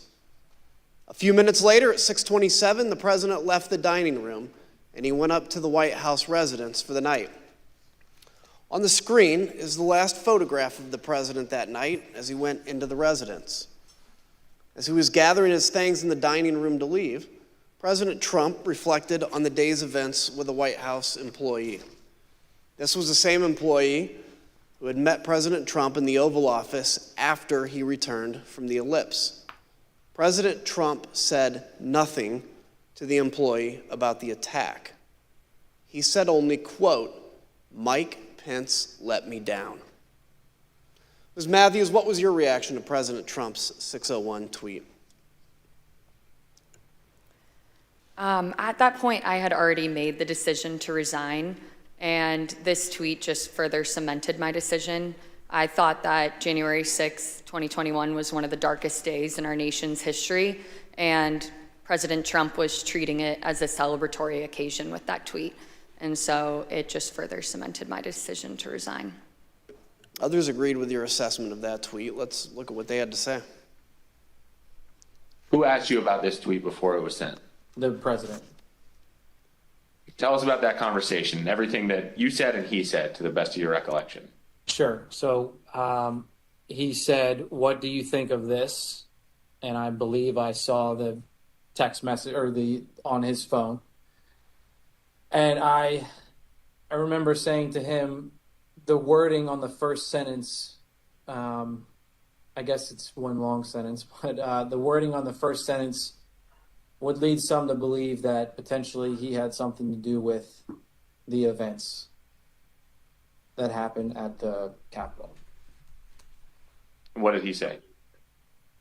I don't recall him saying anything in response to that. I believe that was the end of the conversation. Did he change anything in light of your comments? No, sir, he did not. And what about this made you think that someone might perceive the president having a role in the violence at the Capitol?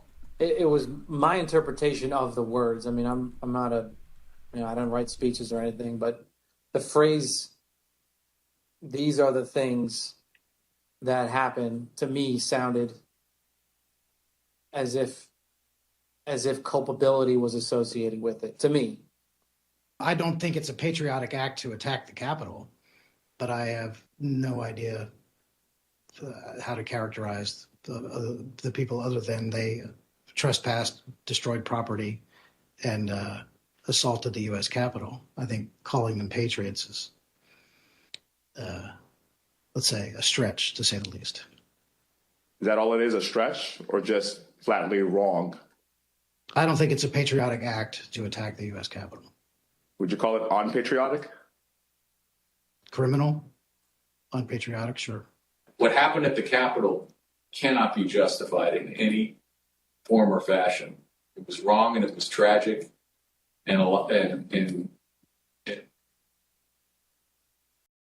was a terrible day. It was a terrible day for this country. I thought it was inappropriate. Why? To my mind, it was a day that should be remembered in infamy. That wasn't the tenor of this tweet. Despite the violence of the day, the effort to delay the certification continued.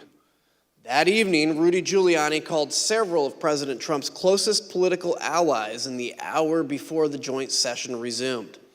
Representative Jim Jordan and Senators Marsha Blackburn, Tommy Tuberville, Bill Hagerty, Lindsey Graham, Josh Hawley, and Ted Cruz. We know why Mr. Giuliani was calling them, because at 7:02, he left a voicemail for Senator Tuberville, which later became public. Let's listen to just the start of it. Senator Tuberville, or I should say Coach Tuberville, this is Rudy Giuliani, President's lawyer. I'm calling you because I want to discuss with you how they're trying to rush this hearing and how we need you, our Republican friends, to try to just slow it down so we can get these legislatures to get more information to you. Mr. Giuliani did not even mention the attack on the Capitol. Instead, he was pushing on behalf of President Trump to get members of Congress to further delay the certification. Even though some members did proceed with objections, Vice President Pence and Congress stood firm and successfully concluded the joint session in the early morning hours of January 7th. Here are some of what members of the president's party said in the days and weeks after the attack. There's no question, none, that President Trump is practically and morally responsible for provoking the events of the day. No question about it. The people who stormed this building believed they were acting on the wishes and instructions of their president. And having that belief was a foreseeable consequence of the growing crescendo of false statements, conspiracy theories, and reckless hyperbole, which the defeated president kept shouting into the largest megaphone on planet Earth.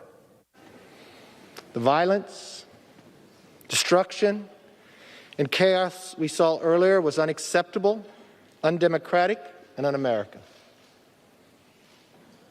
It was the saddest day I've ever had as serving as a member of this institution. Madam Speaker, today the People's House was attacked. The saddest day, and that's why I did nothing to hold him accountable. There is no excuse for it. A woman died, and people need to go to jail. And the president should never have spun up certain Americans to believe something that simply cannot be. Well, after 3 a.m, Congress certified the 2020 election results. Soon after, this statement by President Trump was posted on Dan Scavino's Twitter account because the president's account by now had been suspended. As you can see, President Trump stuck with his big lie that the election was stolen. But he did say there would be an orderly transition. We learned, though, that the statement was not necessarily his idea. Jason Miller, a campaign advisor, told us that after the joint session started, he heard nothing from President Trump or the White House about assuring the nation that the transfer of power would take place. So Mr. Miller took it upon himself to draft the statement and call the president at 9:23 that night to convince him to put it out. Let's listen to what he had to say about the call. Did he disagree with something that you had put in the statement, some particular word or phrase that he did not want included? I'd say just he wanted to say peaceful transition, and I said that ship's kind of already sailed, so we're going to say orderly transition. That was about the extent of disagreement or pushback from the conversation. The last person President Trump spoke to by phone that night was Johnny McEntee, his head of personnel.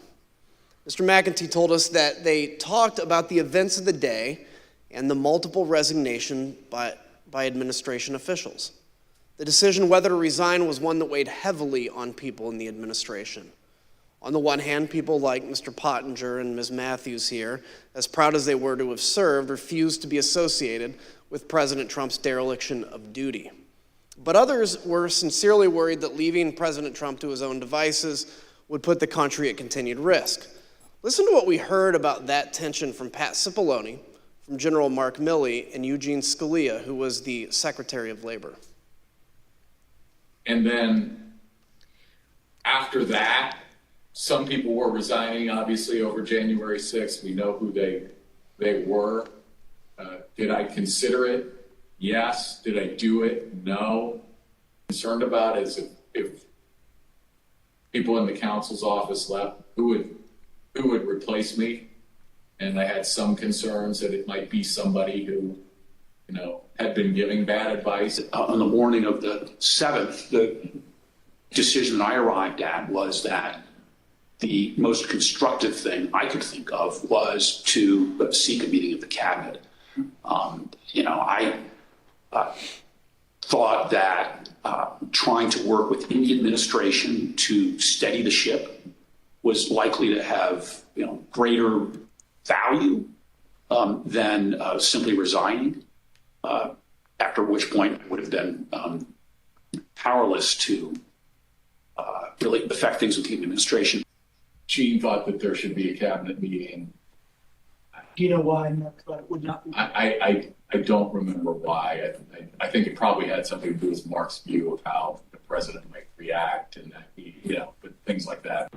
Now, there was a couple of calls where, Meadows and/or Pompeo, but more Meadows. How's the president doing? Like Pompeo might say, "How's the president doing?" And Meadows would say, "Well, he's in a really dark place." Like here's one, for example, on the 7th of January. So this is day after, right? POTUS is very emotional and in a bad place. Meadows.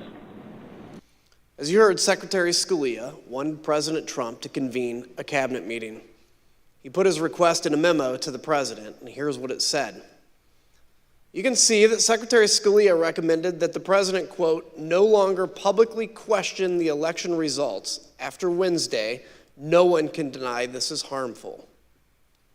Secretary Scalia also highlighted the importance of the public knowing the president would invoke his cabinet in decision-making and not, quote, certain private individuals.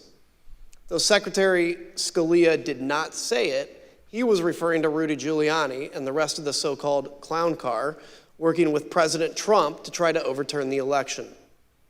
Secretary Scalia understood that the president needed to do more to reassure the public about the last few weeks of the Trump administration. Mr. Pottinger, when you made the decision to resign, did you walk out of the White House immediately? No, I wanted to first talk to my immediate boss, that was the National Security Advisor, Robert O'Brien. Robert O'Brien was traveling on the 6th. I reached him at about 4:30 p.m. And told him that I was submitting my resignation. He accepted the resignation, but he also asked whether I could stay until he could get back to the White House. And I agreed to that. We both wanted to make sure that I was leaving in a responsible way. We still have foreign adversaries to worry about, hackers, terrorists, nation states. I did not want to leave my chair empty, given that I was the top national security staffer in the White House. So I ended up staying at my desk through the night. When Robert O'Brien arrived back at the White House the next morning, the morning of the 7th, I debriefed with him and left for the last time. So you and I both share a passion for national security of our country. Can you share with me, what's your view on how January 6th impacted our national security? Well, when you have a presidential transition, even under the best circumstances, it's a time of vulnerability. It's a time of vulnerability.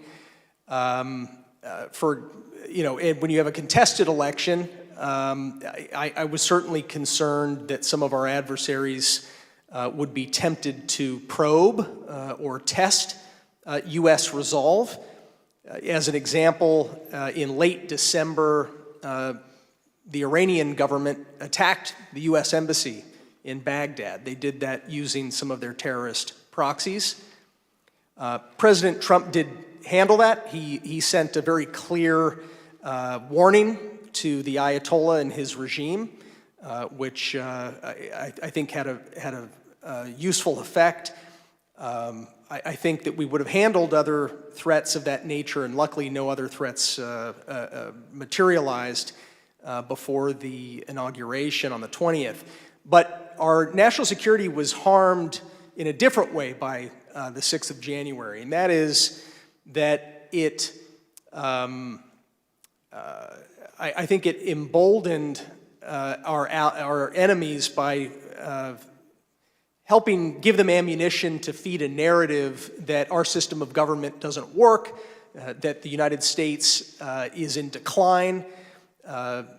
China, the Putin regime in Russia, Tehran, they're fond of pushing those kinds of narratives. And by the way, they're wrong. We've been hearing for the entirety of U.S. history from kings and despots that the United States is in decline, and those kings and despots have been proven wrong every single time. But nonetheless, January 6th helped feed a perception that I think emboldens our adversaries. The other part I think is simply our allies. I heard from a lot of friends in Europe, in Asia, allies, close friends, and supporters of the United States that they were concerned about the health of our democracy. And so I think it's incumbent upon us to put their minds at ease, to put our own hearts at ease by investigating what happened on the 6th and making sure that it never happens again. Look, I've always said democracies are not defined by bad days. They're defined by how they recover from those bad days. And that's what we're doing here, is to bring accountability to that so we can actually come back even stronger than when we went into January 6th. Ms. Matthews, as you left the White House for the last time that night, January 6th, what did you think Americans needed to hear from President Trump?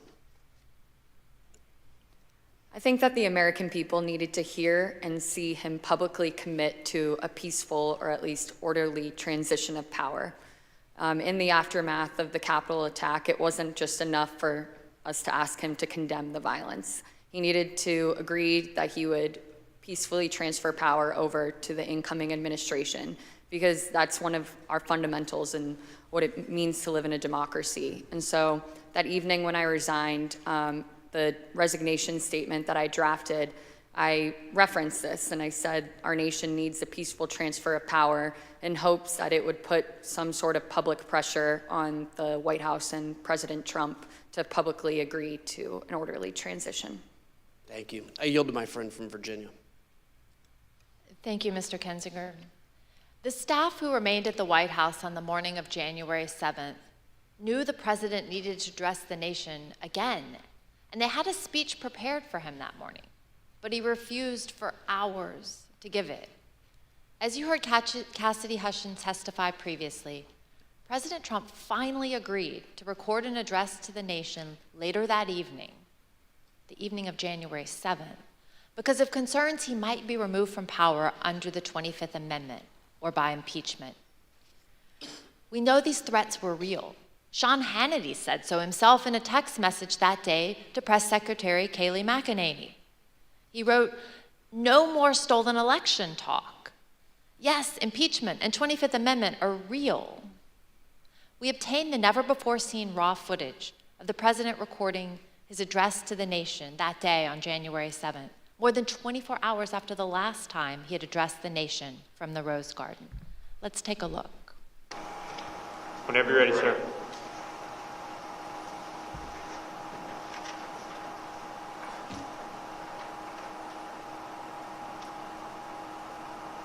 I would like to begin by addressing the heinous attack yesterday, and to those who broke the law, you will pay. You do not represent our movement, you do not represent our country, and if you broke the law, you can't say that. I already said you will pay. The demonstrators who infiltrated the Capitol have defied the seat of justice. It's defiled, right? See, I can't see it very well. Okay, I'll do this. I'm going to do this. Let's go. But this election is now over. Congress has certified the results. I don't want to say the election's over. I just want to say Congress has certified the results without saying the election's over, okay? What an asshole. But Congress is certified. Now Congress is Yeah, certified. right. Now Congress I didn't say over, so let me see. Go to the paragraph before.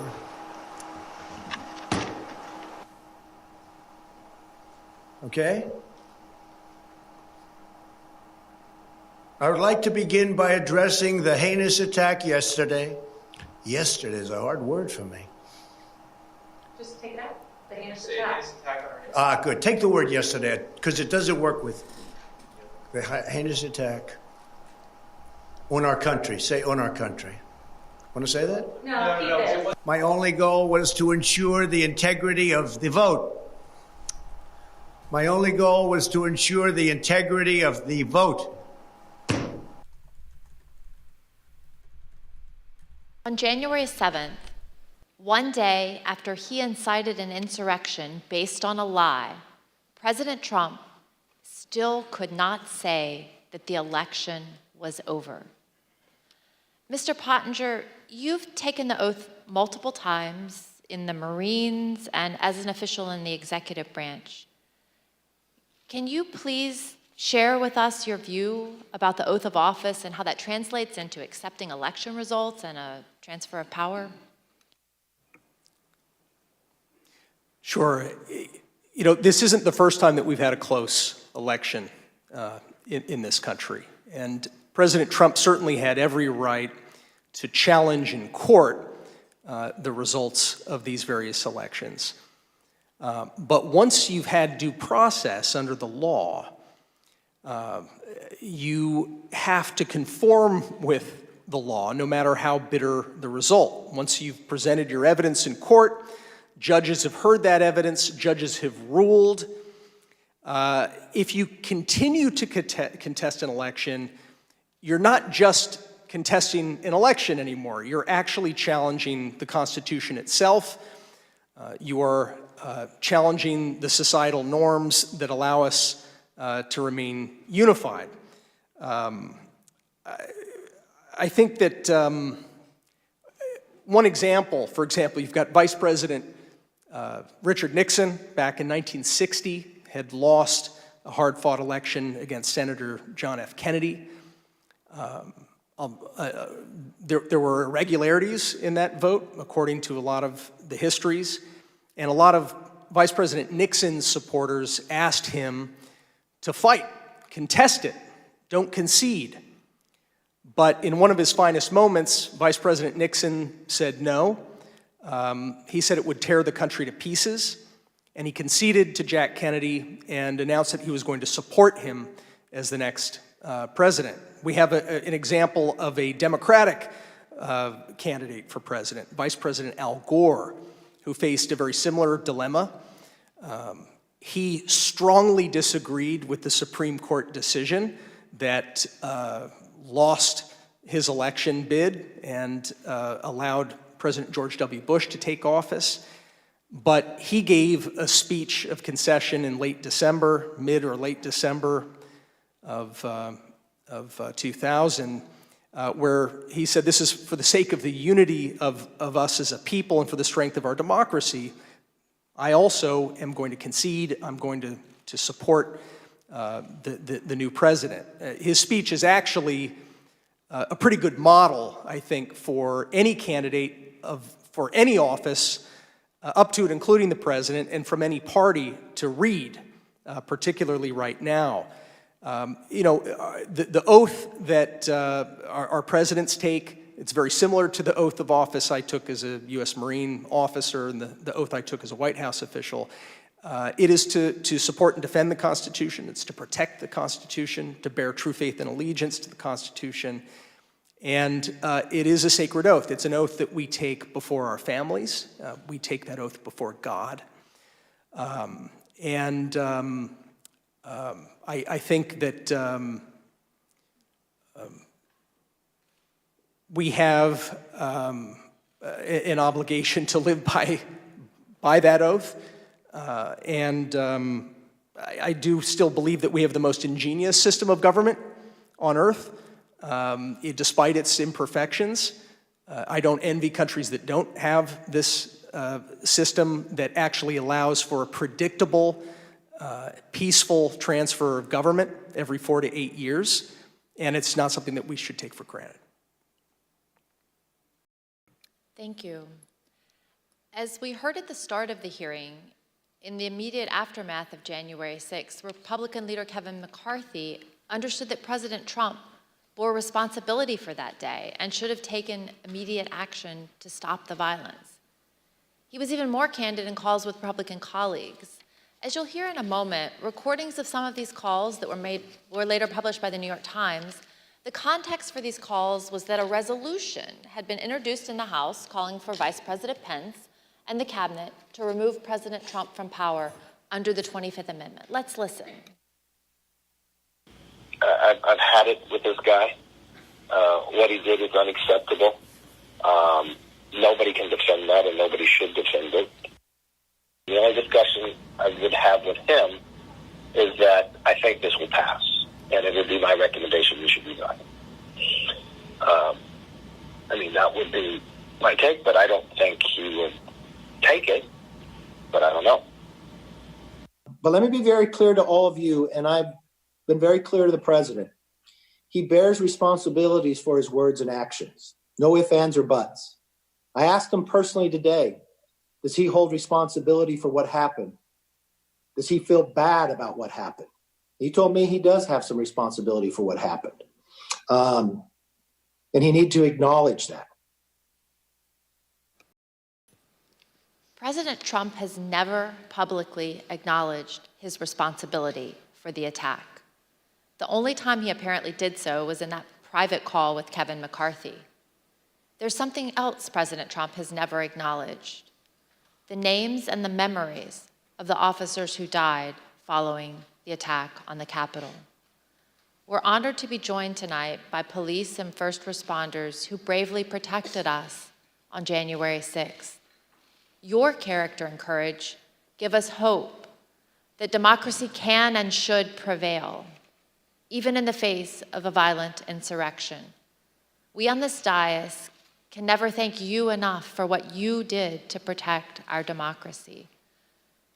On January 9th, 2 of President Trump's top campaign officials texted each other about the president's glaring silence on the tragic death of Capitol Police Officer Brian Sicknick, who succumbed to his injuries the night of January 7th.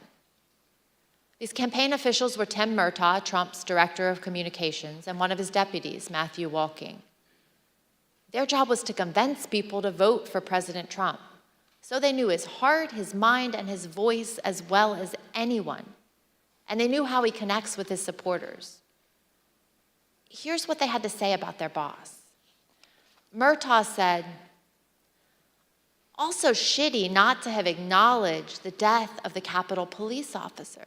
Walking responded, "That's enraging to me. Everything he said about supporting law enforcement was a lie." To which Murtaugh replied, "You know what this is, of course? If he acknowledged the dead cop, he'd be implicitly faulting the mob. And he won't do that because they're his people. And he would also be close to acknowledging that what he lit at the rally got out of control. No way he acknowledges something that could ultimately be called his fault. No way." President Trump did not then and does not now have the character or courage to say to the American people what his own people know to be true. He is responsible for the attack on the Capitol on January 6th. Thank you, and I yield to the gentleman from Illinois. Thank you, Ms. Loria. Tonight's testimony and evidence is as sobering as it is straightforward. Within minutes of stepping off the ellipse stage, Donald Trump knew about the violent attack on the Capitol. From the comfort of his dining room, he watched on TV as the attack escalated. He sent tweets that inflamed and expressed support for the desire of some to literally kill Vice President Mike Pence. For 3 hours, he refused to call off the attack. Donald Trump refused to take the urgent advice he received that day. Not from his political opponents or from the liberal media, but from his own family, his own friends, his own staff, and his own advisors.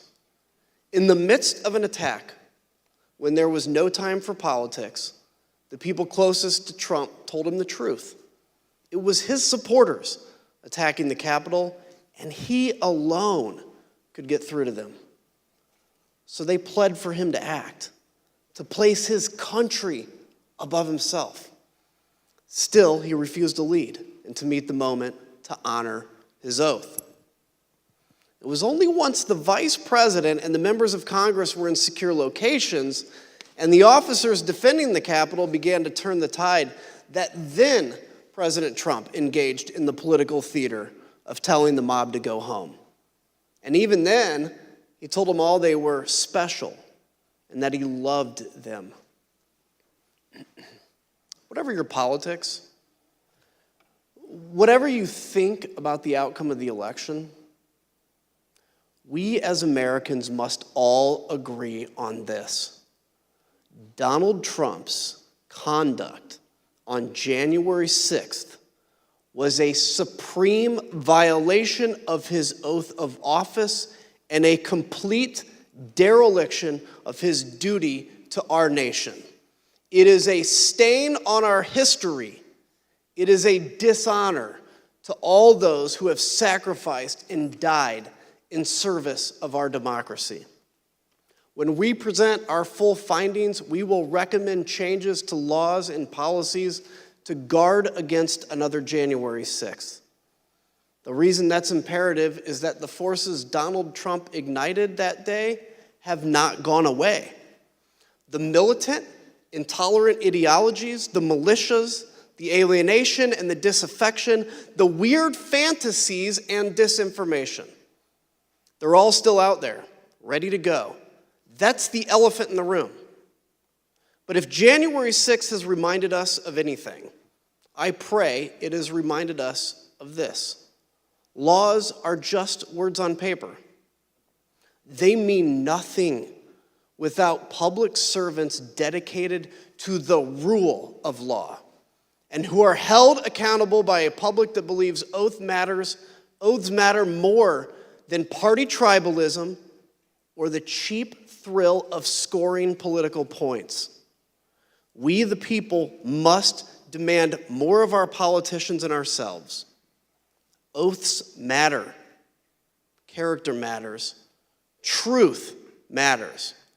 If we do not renew our faith and commitment to these principles, this great experiment of ours, our shining beacon on a hill, will not endure. I yield to the gentlewoman from Virginia. Thank you, Mr. Kinzinger. Throughout our hearings, we've provided many facts and painted a vivid picture of the events of January 6th. The violence, the human toll, both emotional and physical, including the tragic loss of life. The threats to our Constitution, the rule of law, and the danger to this nation, a nation we all love as Americans. In tonight's hearing, we've gone into great detail about the events inside the White House on January 6th. We've described how the President of the United States, who was bound by oath to the Constitution and by duty to ensure the laws are faithfully executed, took no action when the cornerstone of our democracy, a peaceful transition of power, was under attack. But it's more than that. Donald Trump summoned a violent mob and promised to lead that mob to the Capitol to compel those he thought would cave to that kind of pressure.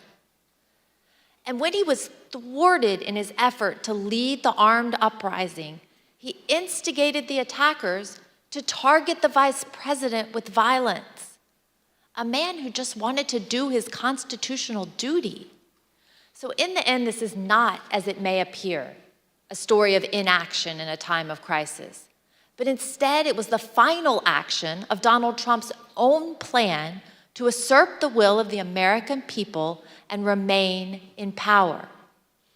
Not until it was clear that his effort to violently disrupt or delay the counting of the election results had failed did he send a message to his supporters in which he commiserated with their pain and he told them affectionately to go home. That was not the message of condemnation and just punishment for those who broke the law that we expect from a president whose oath and duty is to ensure the laws are faithfully executed. But instead, it was his newest version of stand back and stand by. To me, this is personal. I first swore an oath to support and defend the Constitution against enemies foreign and domestic when I entered the U.S. Naval Academy at age 17. I spent 2 decades on ships at sea, defending our nation from known and identifiable foreign enemies who sought to do us harm. I never imagined that that enemy would come from within. I was not as prescient as Abraham Lincoln, who 23 years before the Civil War said, "If destruction be our lot, we must ourselves be its author and its finisher." Donald Trump was the author, and we the people, for ourselves and our posterity, should not let Donald Trump be the finisher. Thank you, and I yield to the Vice Chair. Thank you very much, Mrs. Luria. I want to thank our witnesses for joining us today. The members of the Select Committee may have additional questions for today's witnesses, and we ask that you respond expeditiously in writing to those questions. Without objection, members will be permitted 10 business days to submit statements for the record, including opening remarks and additional questions from our witnesses. I'd now like to turn things to Chairman Thompson for a few closing words. The members of the committee and I appreciate and thank all persons who've come forward voluntarily to provide information to help protect our democracy. And our work continues. As we've made clear throughout these hearings, our investigation is going forward. We continue to receive new information every day. We are pursuing many additional witnesses for testimony. We will reconvene in September to continue laying out our findings to the American people and pushing for accountability. In the first hearing of this series, I asked the American people to consider the facts and judge for themselves. The facts are clear and unambiguous. I thank the American people for their attention over the past several weeks. I wish you all a pleasant evening. And let me again thank our witnesses today. We've seen bravery and honor in these hearings, and Ms. Matthews and Mr. Pottinger, both of you will be remembered for that, as will Cassidy Hutchinson. She sat here alone, took the oath, and testified before millions of Americans. She knew all along that she would be attacked by President Trump and by the 50, 60, and 70-year-old men who hide themselves behind executive privilege. But like our witnesses today, she has courage, and she did it anyway. Cassidy, Sarah, and our other witnesses including Officer Caroline Edwards, Shay Moss, and her mother Ruby Freeman, are an inspiration to American women and to American girls. We owe a debt to all of those who have and will appear here. And that brings me to another point.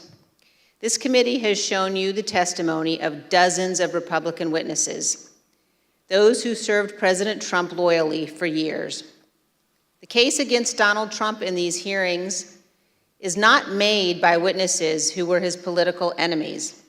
It is instead a series of confessions by Donald Trump's own appointees, his own friends, his own campaign officials, people who worked for him for years, and his own family. They have come forward and they have told the American people the truth. And for those of you who seem to think the evidence would be different if Republican leader McCarthy had not withdrawn his nominees from this committee, let me ask you this. Do you really think Bill Barr is such a delicate flower that he would wilt under cross-examination? Pat Cipollone, Eric Hirschman, Jeff Rosen, Richard Donahue, of course they aren't. None of our witnesses are. At one point in 2016, when he was first running for office, Donald Trump said this: "I could stand in the middle of Fifth Avenue and shoot somebody, and I wouldn't lose any voters." That quote came to mind last week when audio from Trump advisor Steve Bannon surfaced from October 31st, 2020, just a few days before the presidential election. Let's listen. And what Trump's going to do is just declare victory, right? He's going to declare victory. But that doesn't mean he's the winner. He's just going to say he's the winner. The Democrats, more of our people vote early that count. Theirs voted mail. And so they're going to have a natural disadvantage, and Trump's going to take advantage of it. That's our strategy. He's going to declare himself a winner. So when you wake up Wednesday morning, it's going to be a firestorm. Also, if Trump is losing by 10 or 11 o'clock at night, it's going to be even crazier. No, because he's going to sit right there and say they stole it. If Biden's winning, Trump is going to do some crazy shit. And of course, 4 days later, President Trump declared victory when his own campaign advisors told him he had absolutely no basis to do so. What the new Steve Bannon audio demonstrates is that Donald Trump's plan to falsely claim victory in 2020, no matter what the facts actually were, was premeditated. Perhaps worse, Donald Trump believed he could convince his voters to buy it, whether he had any actual evidence of fraud or not. And this same thing continued to occur from Election Day onward until January 6th. Donald Trump was confident that he could convince his supporters the election was stolen, no matter how many lawsuits he lost, and he lost scores of them. He was told over and over again in immense detail that the election was not stolen. There was no evidence of widespread fraud. It didn't matter. Donald Trump was confident he could persuade his supporters to believe whatever he said, no matter how outlandish, and ultimately that they could be summoned to Washington to help him remain president for another term. As we showed you last week, even President Trump's legal team, led by Rudy Giuliani, knew they had no actual evidence to demonstrate the election was stolen. Again, it didn't matter. Here's the worst part. Donald Trump knows that millions of Americans who supported him would stand up and defend our nation were it threatened. They would put their lives and their freedom at stake to protect her. And he is preying on their patriotism. He is preying on their sense of justice. And on January 6th, Donald Trump turned their love of country into a weapon against our Capitol and our Constitution. He has purposely created the false impression that America is threatened by a foreign force controlling voting machines, or that a wave of tens of millions of false ballots were secretly injected into our election system, or that ballot workers have secret thumb drives and are stealing elections with them.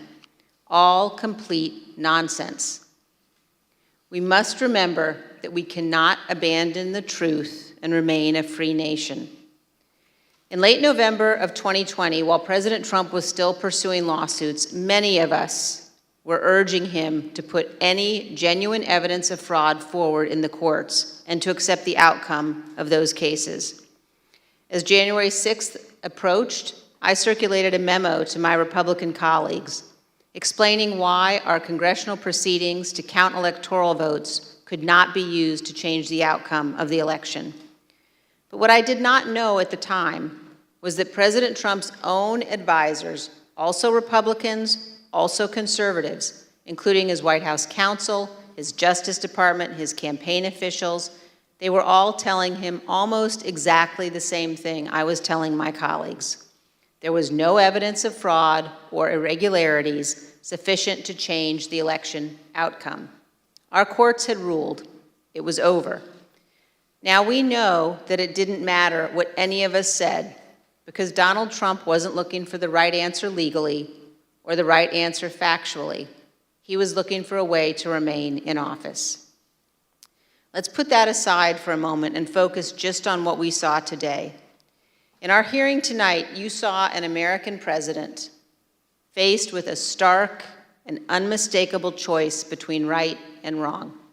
There was no ambiguity, no nuance. Donald Trump made a purposeful choice to violate his oath of office, to ignore the ongoing violence against law enforcement, to threaten our constitutional order. There is no way to excuse that behavior. It was indefensible. And every American must consider this. Can a president who is willing to make the choices Donald Trump made during the violence of January 6th ever be trusted with any position of authority in our great nation again? In this room, in 1918, the Committee on Women's Suffrage convened to discuss and debate whether women should be granted the right to vote. This room is full of history, and we on this committee know we have a solemn obligation not to idly squander what so many Americans have fought and died for. Ronald Reagan's great ally, Margaret Thatcher, said this: "Let it never be said that the dedication of those who love freedom is less than the determination of those who would destroy it." Let me assure every one of you this. Our committee understands the gravity of this moment, the consequences for our nation. We have much work yet to do, and we will see you all in September. I request those in the hearing room remain seated until the Capitol Police have escorted witnesses and members from the room. Without objection, the committee stands adjourned.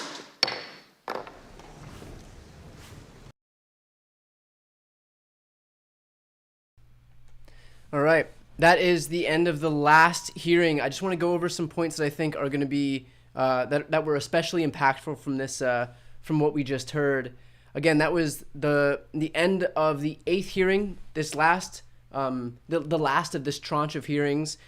We will have more hearings come out in September, and we've already been told by Adam Kinzinger, I believe, on this past Sunday's Sunday shows that there would also be hearings when the committee releases its final report. So more to come from this committee, but until then, we have this little break here for the rest of the summer, basically. So we'll get back to this in September. A quick note: if you enjoyed my coverage and the pre-show and what I'm going to do right now, a little post-show, please subscribe so that you can be notified when these committee hearings resume. We had a lot of people watching today. We had way more people tune in today. Even on this channel alone, we had 30,000 live viewers, about 250,000 in total so far. So that's just a small microcosm of what we're going to see in terms of the viewership from these committee hearings. I know that Republicans wanted nothing more than for people to tune all of this stuff out. It looks like this final committee hearing is going to have the biggest viewership of all of them. So we're going to see likely dozens of millions of people having tuned in when we get the Nielsen ratings tomorrow. So a few points that I think are especially important to go over. Most recently, these closings by Liz Cheney and Adam Kinzinger like hit the mark on the head. I just want to point out a few quotes that I think, we're going to be talking about for a few days now. Liz Cheney said, Donald Trump wasn't looking for the right answer legally or the right answer factually. He was looking for a way to remain in office. She also said, we must remember we cannot abandon the truth and remain a free nation. So really digging into the idea that, this is having, the effects that this is having are going to be long lasting if these people in her own party don't stop deferring to, fealty to Donald Trump over the truth.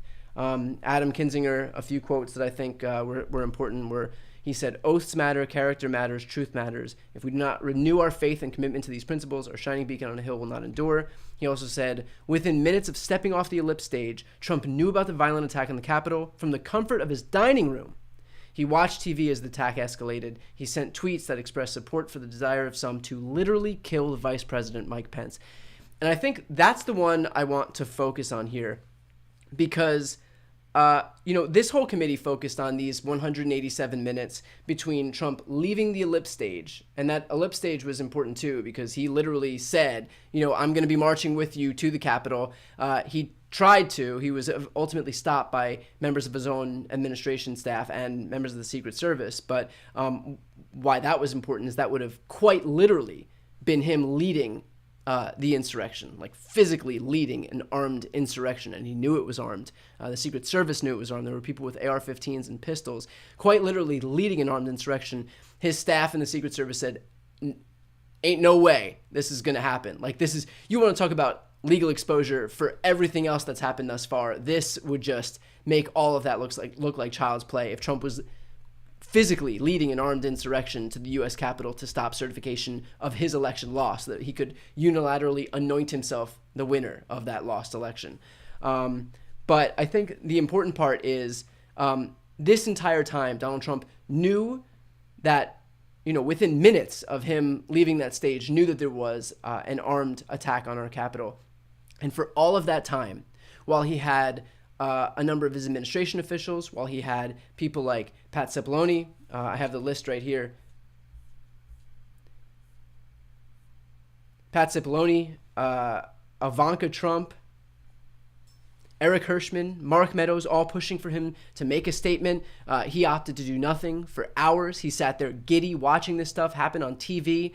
And I think that's one of the strongest elements of corrupt intent that you could possibly find, because Donald Trump is not known, we know who he is. He's not known to be somebody who's just going to quietly allow something to happen if he doesn't approve of it. There's not a single shred of his day where he doesn't make his feelings be known. Any random errant synapse fires in his brain, any thought flitters across his mind, and that thought will fall out of his face and end up on Twitter, on TV, wherever he has the ability to make people hear him.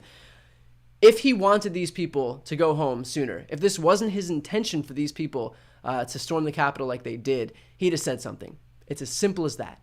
And yet his silence is as clear a testament as you could possibly find that what these people were doing was exactly his desire. It's exactly what he wanted.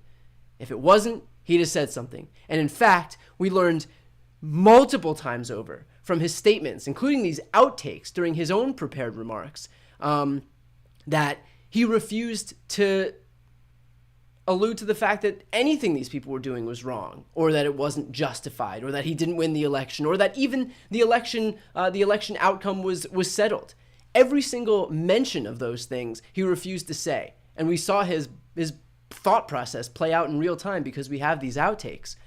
But what these people were doing was exactly what he wanted. If it wasn't, he'd have said something. And those people knew that. We learned from the last committee hearing when there's Trump supporter, I can't remember his name, but that Trump supporter came forward and he said, I showed up because it's the one thing Donald Trump asked for me to do. And then he said, had Trump told me to leave earlier, I would have. That guy ended up breaching the Capitol anyway. He pled guilty. But he said outright, Trump told me to leave, I would have. These people were all there because they knew they were summoned by him. For him, by him. And by the way, everybody knew that. Even these Fox hosts were so desperate. And I talked about this in that little middle part during the recess. These Fox hosts were so adamant about Mark Meadows reaching out to Trump to get him to make a statement. Why? Because while they were spouting off on air about this being Antifa, they knew that in reality, these were Trump supporters. And Trump supporters would only listen to one person, and that was Donald Trump. And so they'll go on air publicly and say, oh, we think it's Antifa. We think this is a false flag. We think this is the radical left trying to frame our dear president, the victim in all of this. And yet desperately texting Mark Meadows. He's got to put an end to this. Don Jr. texting Mark Meadows.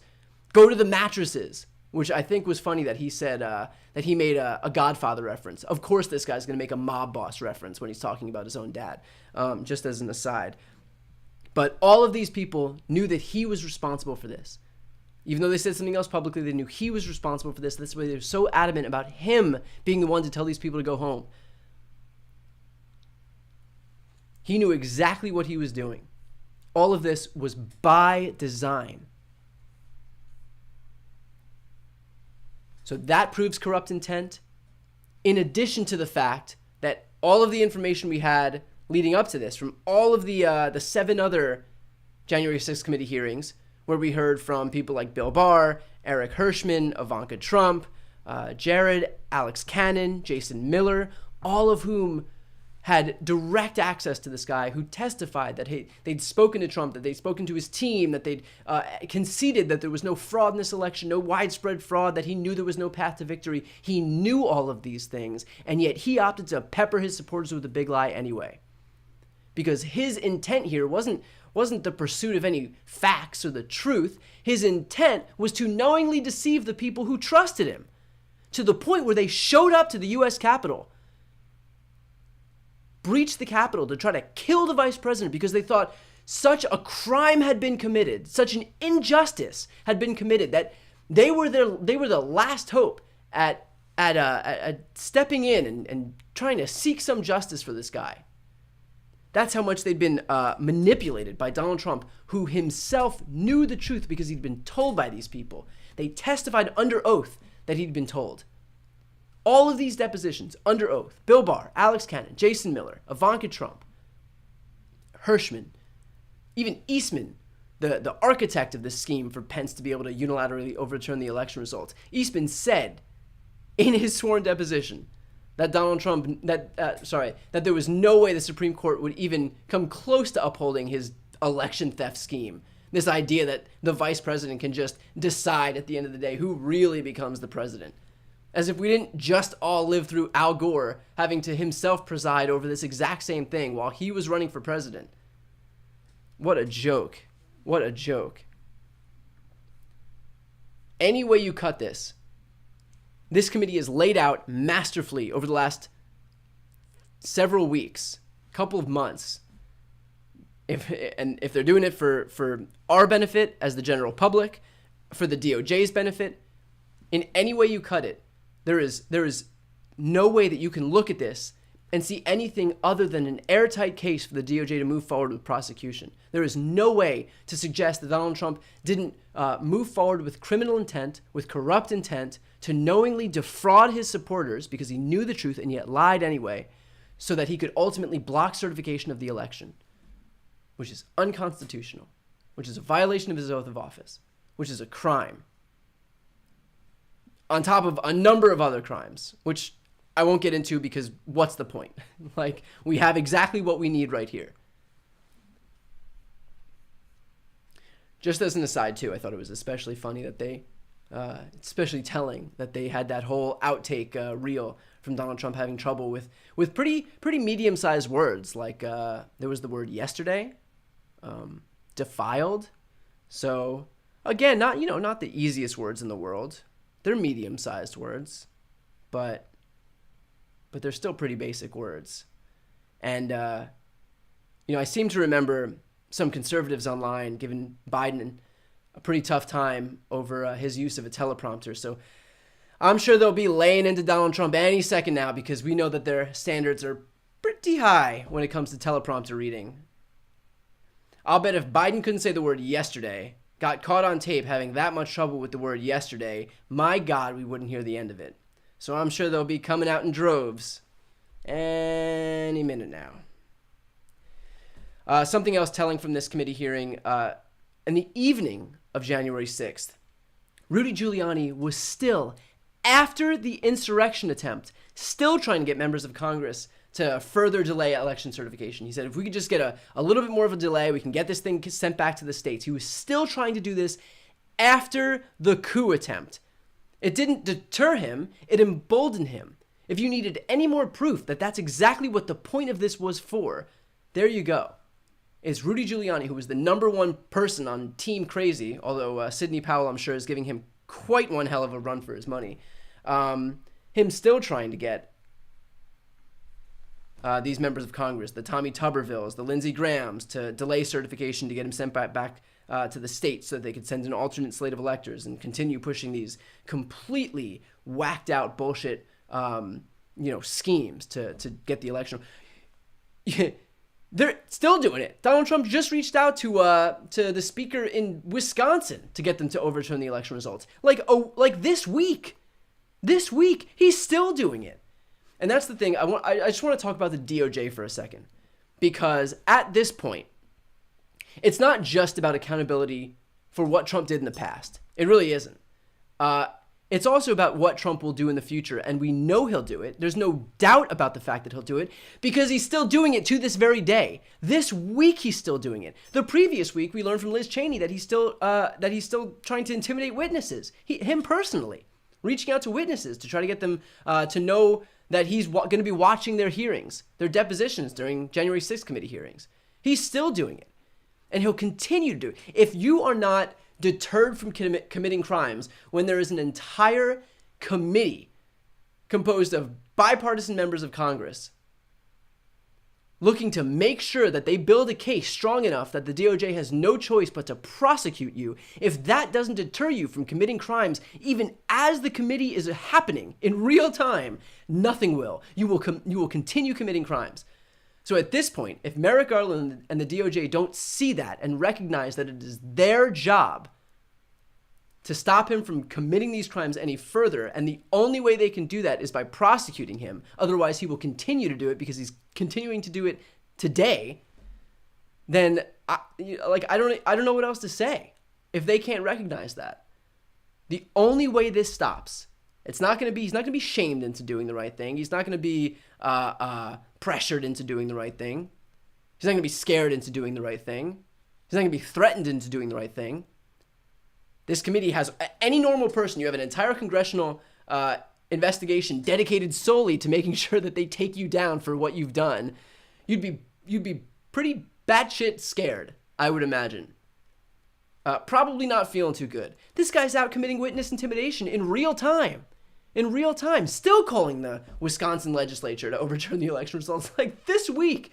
If Merrick Garland can't look at that and recognize that it is his job to put a stop to this, not just to hold him accountable for what he did, but to prevent him from what he is still trying to do to this very day and what he will continue to try to do into the future, if he can't recognize that, then the next one's on him. I use this analogy in the pre-show, but, if you're watching a guy rob 6 banks, and he did it 18 months ago, he knows he robbed 6 banks, the whole town knows he robbed 6 banks, the cops know he robbed 6 banks, the news knows he's robbed 6 banks, and the cops still haven't done anything to hold him accountable. It's been a year and a half, and then all of a sudden they see him outside that 7th bank, getting ready to rob that 7th bank, and still the cops don't do anything. Who are you going to blame more? At some point, your attention turns away from the person committing the crimes and onto the people whose job it is to prevent it or hold them accountable, who are not doing anything. It's not just going to be blood on Donald Trump's hands. It's going to be blood on the DOJ's hands if and when this happens again, if they fail to hold him accountable. I can't stress that enough. And so I have no doubt that they feel this pressure right now, because how could you not? There have been 8 committee hearings, like I've said, millions upon millions of Americans and people across the world. I know people are watching this from all over, have seen what's happening right now, and there is a ton of pressure on them. So it is my hope to the end of the earth that Garland and the DOJ don't focus on this idea of we don't want to have any optics of partisanship or being political. We just want to do our investigation without any optics. The optics don't matter. There's going to be optics of partisanship anyway, because Donald Trump's a Republican and we live in a polarized society, and people already believe, regardless of what you do, that this is a politically charged investigation. That's baked into the cake. That's done. That ship has sailed. It already looks partisan. You're not going to change anybody's mind. So at this point, knowing that there's nothing you can do to change people's minds about this looking like a partisan investigation because it is inherently political, just do the right thing. That's it. Just hold them accountable. Just do your job. That's all we can ask for. Stop worrying about the optics of what you're doing and just focus on what you are doing. Don't worry about the optics of justice and just uphold justice. That's it. That is your only job.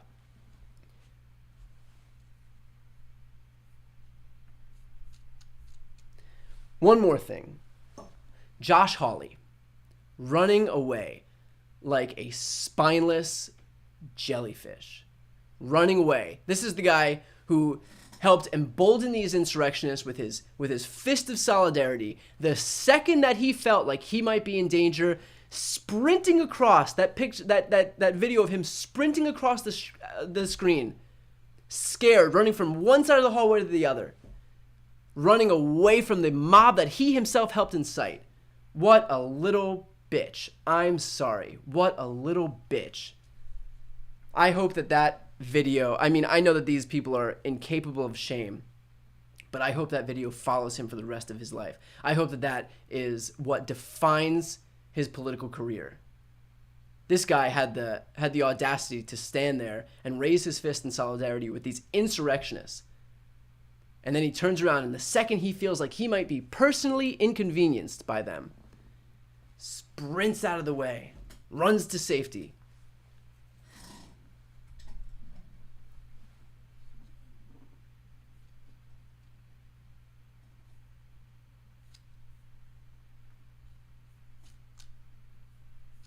And of course, the last thing, I believe it's the last thing that Josh Hawley tweeted was, about to join Tucker Carlson on Fox News, tune in. Tune in. Are you running over to Fox, Josh? Man, these people just the depths of humanity.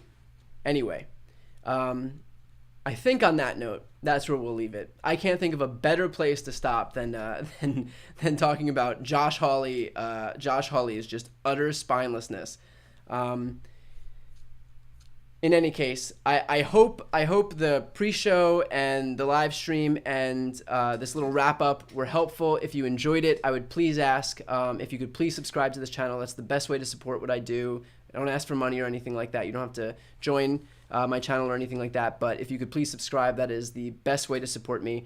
And I mentioned this in the pre-show as well, but I'll mention it again now. I would also recommend that you, if you're watching and you're not subscribed to a lot of progressive channels, go find some progressive channels and subscribe to those as well, and click like on some videos and get those engagement numbers up, because the progressive media ecosystem as a whole is like, that's where people get their news. That's how people get fed into this system.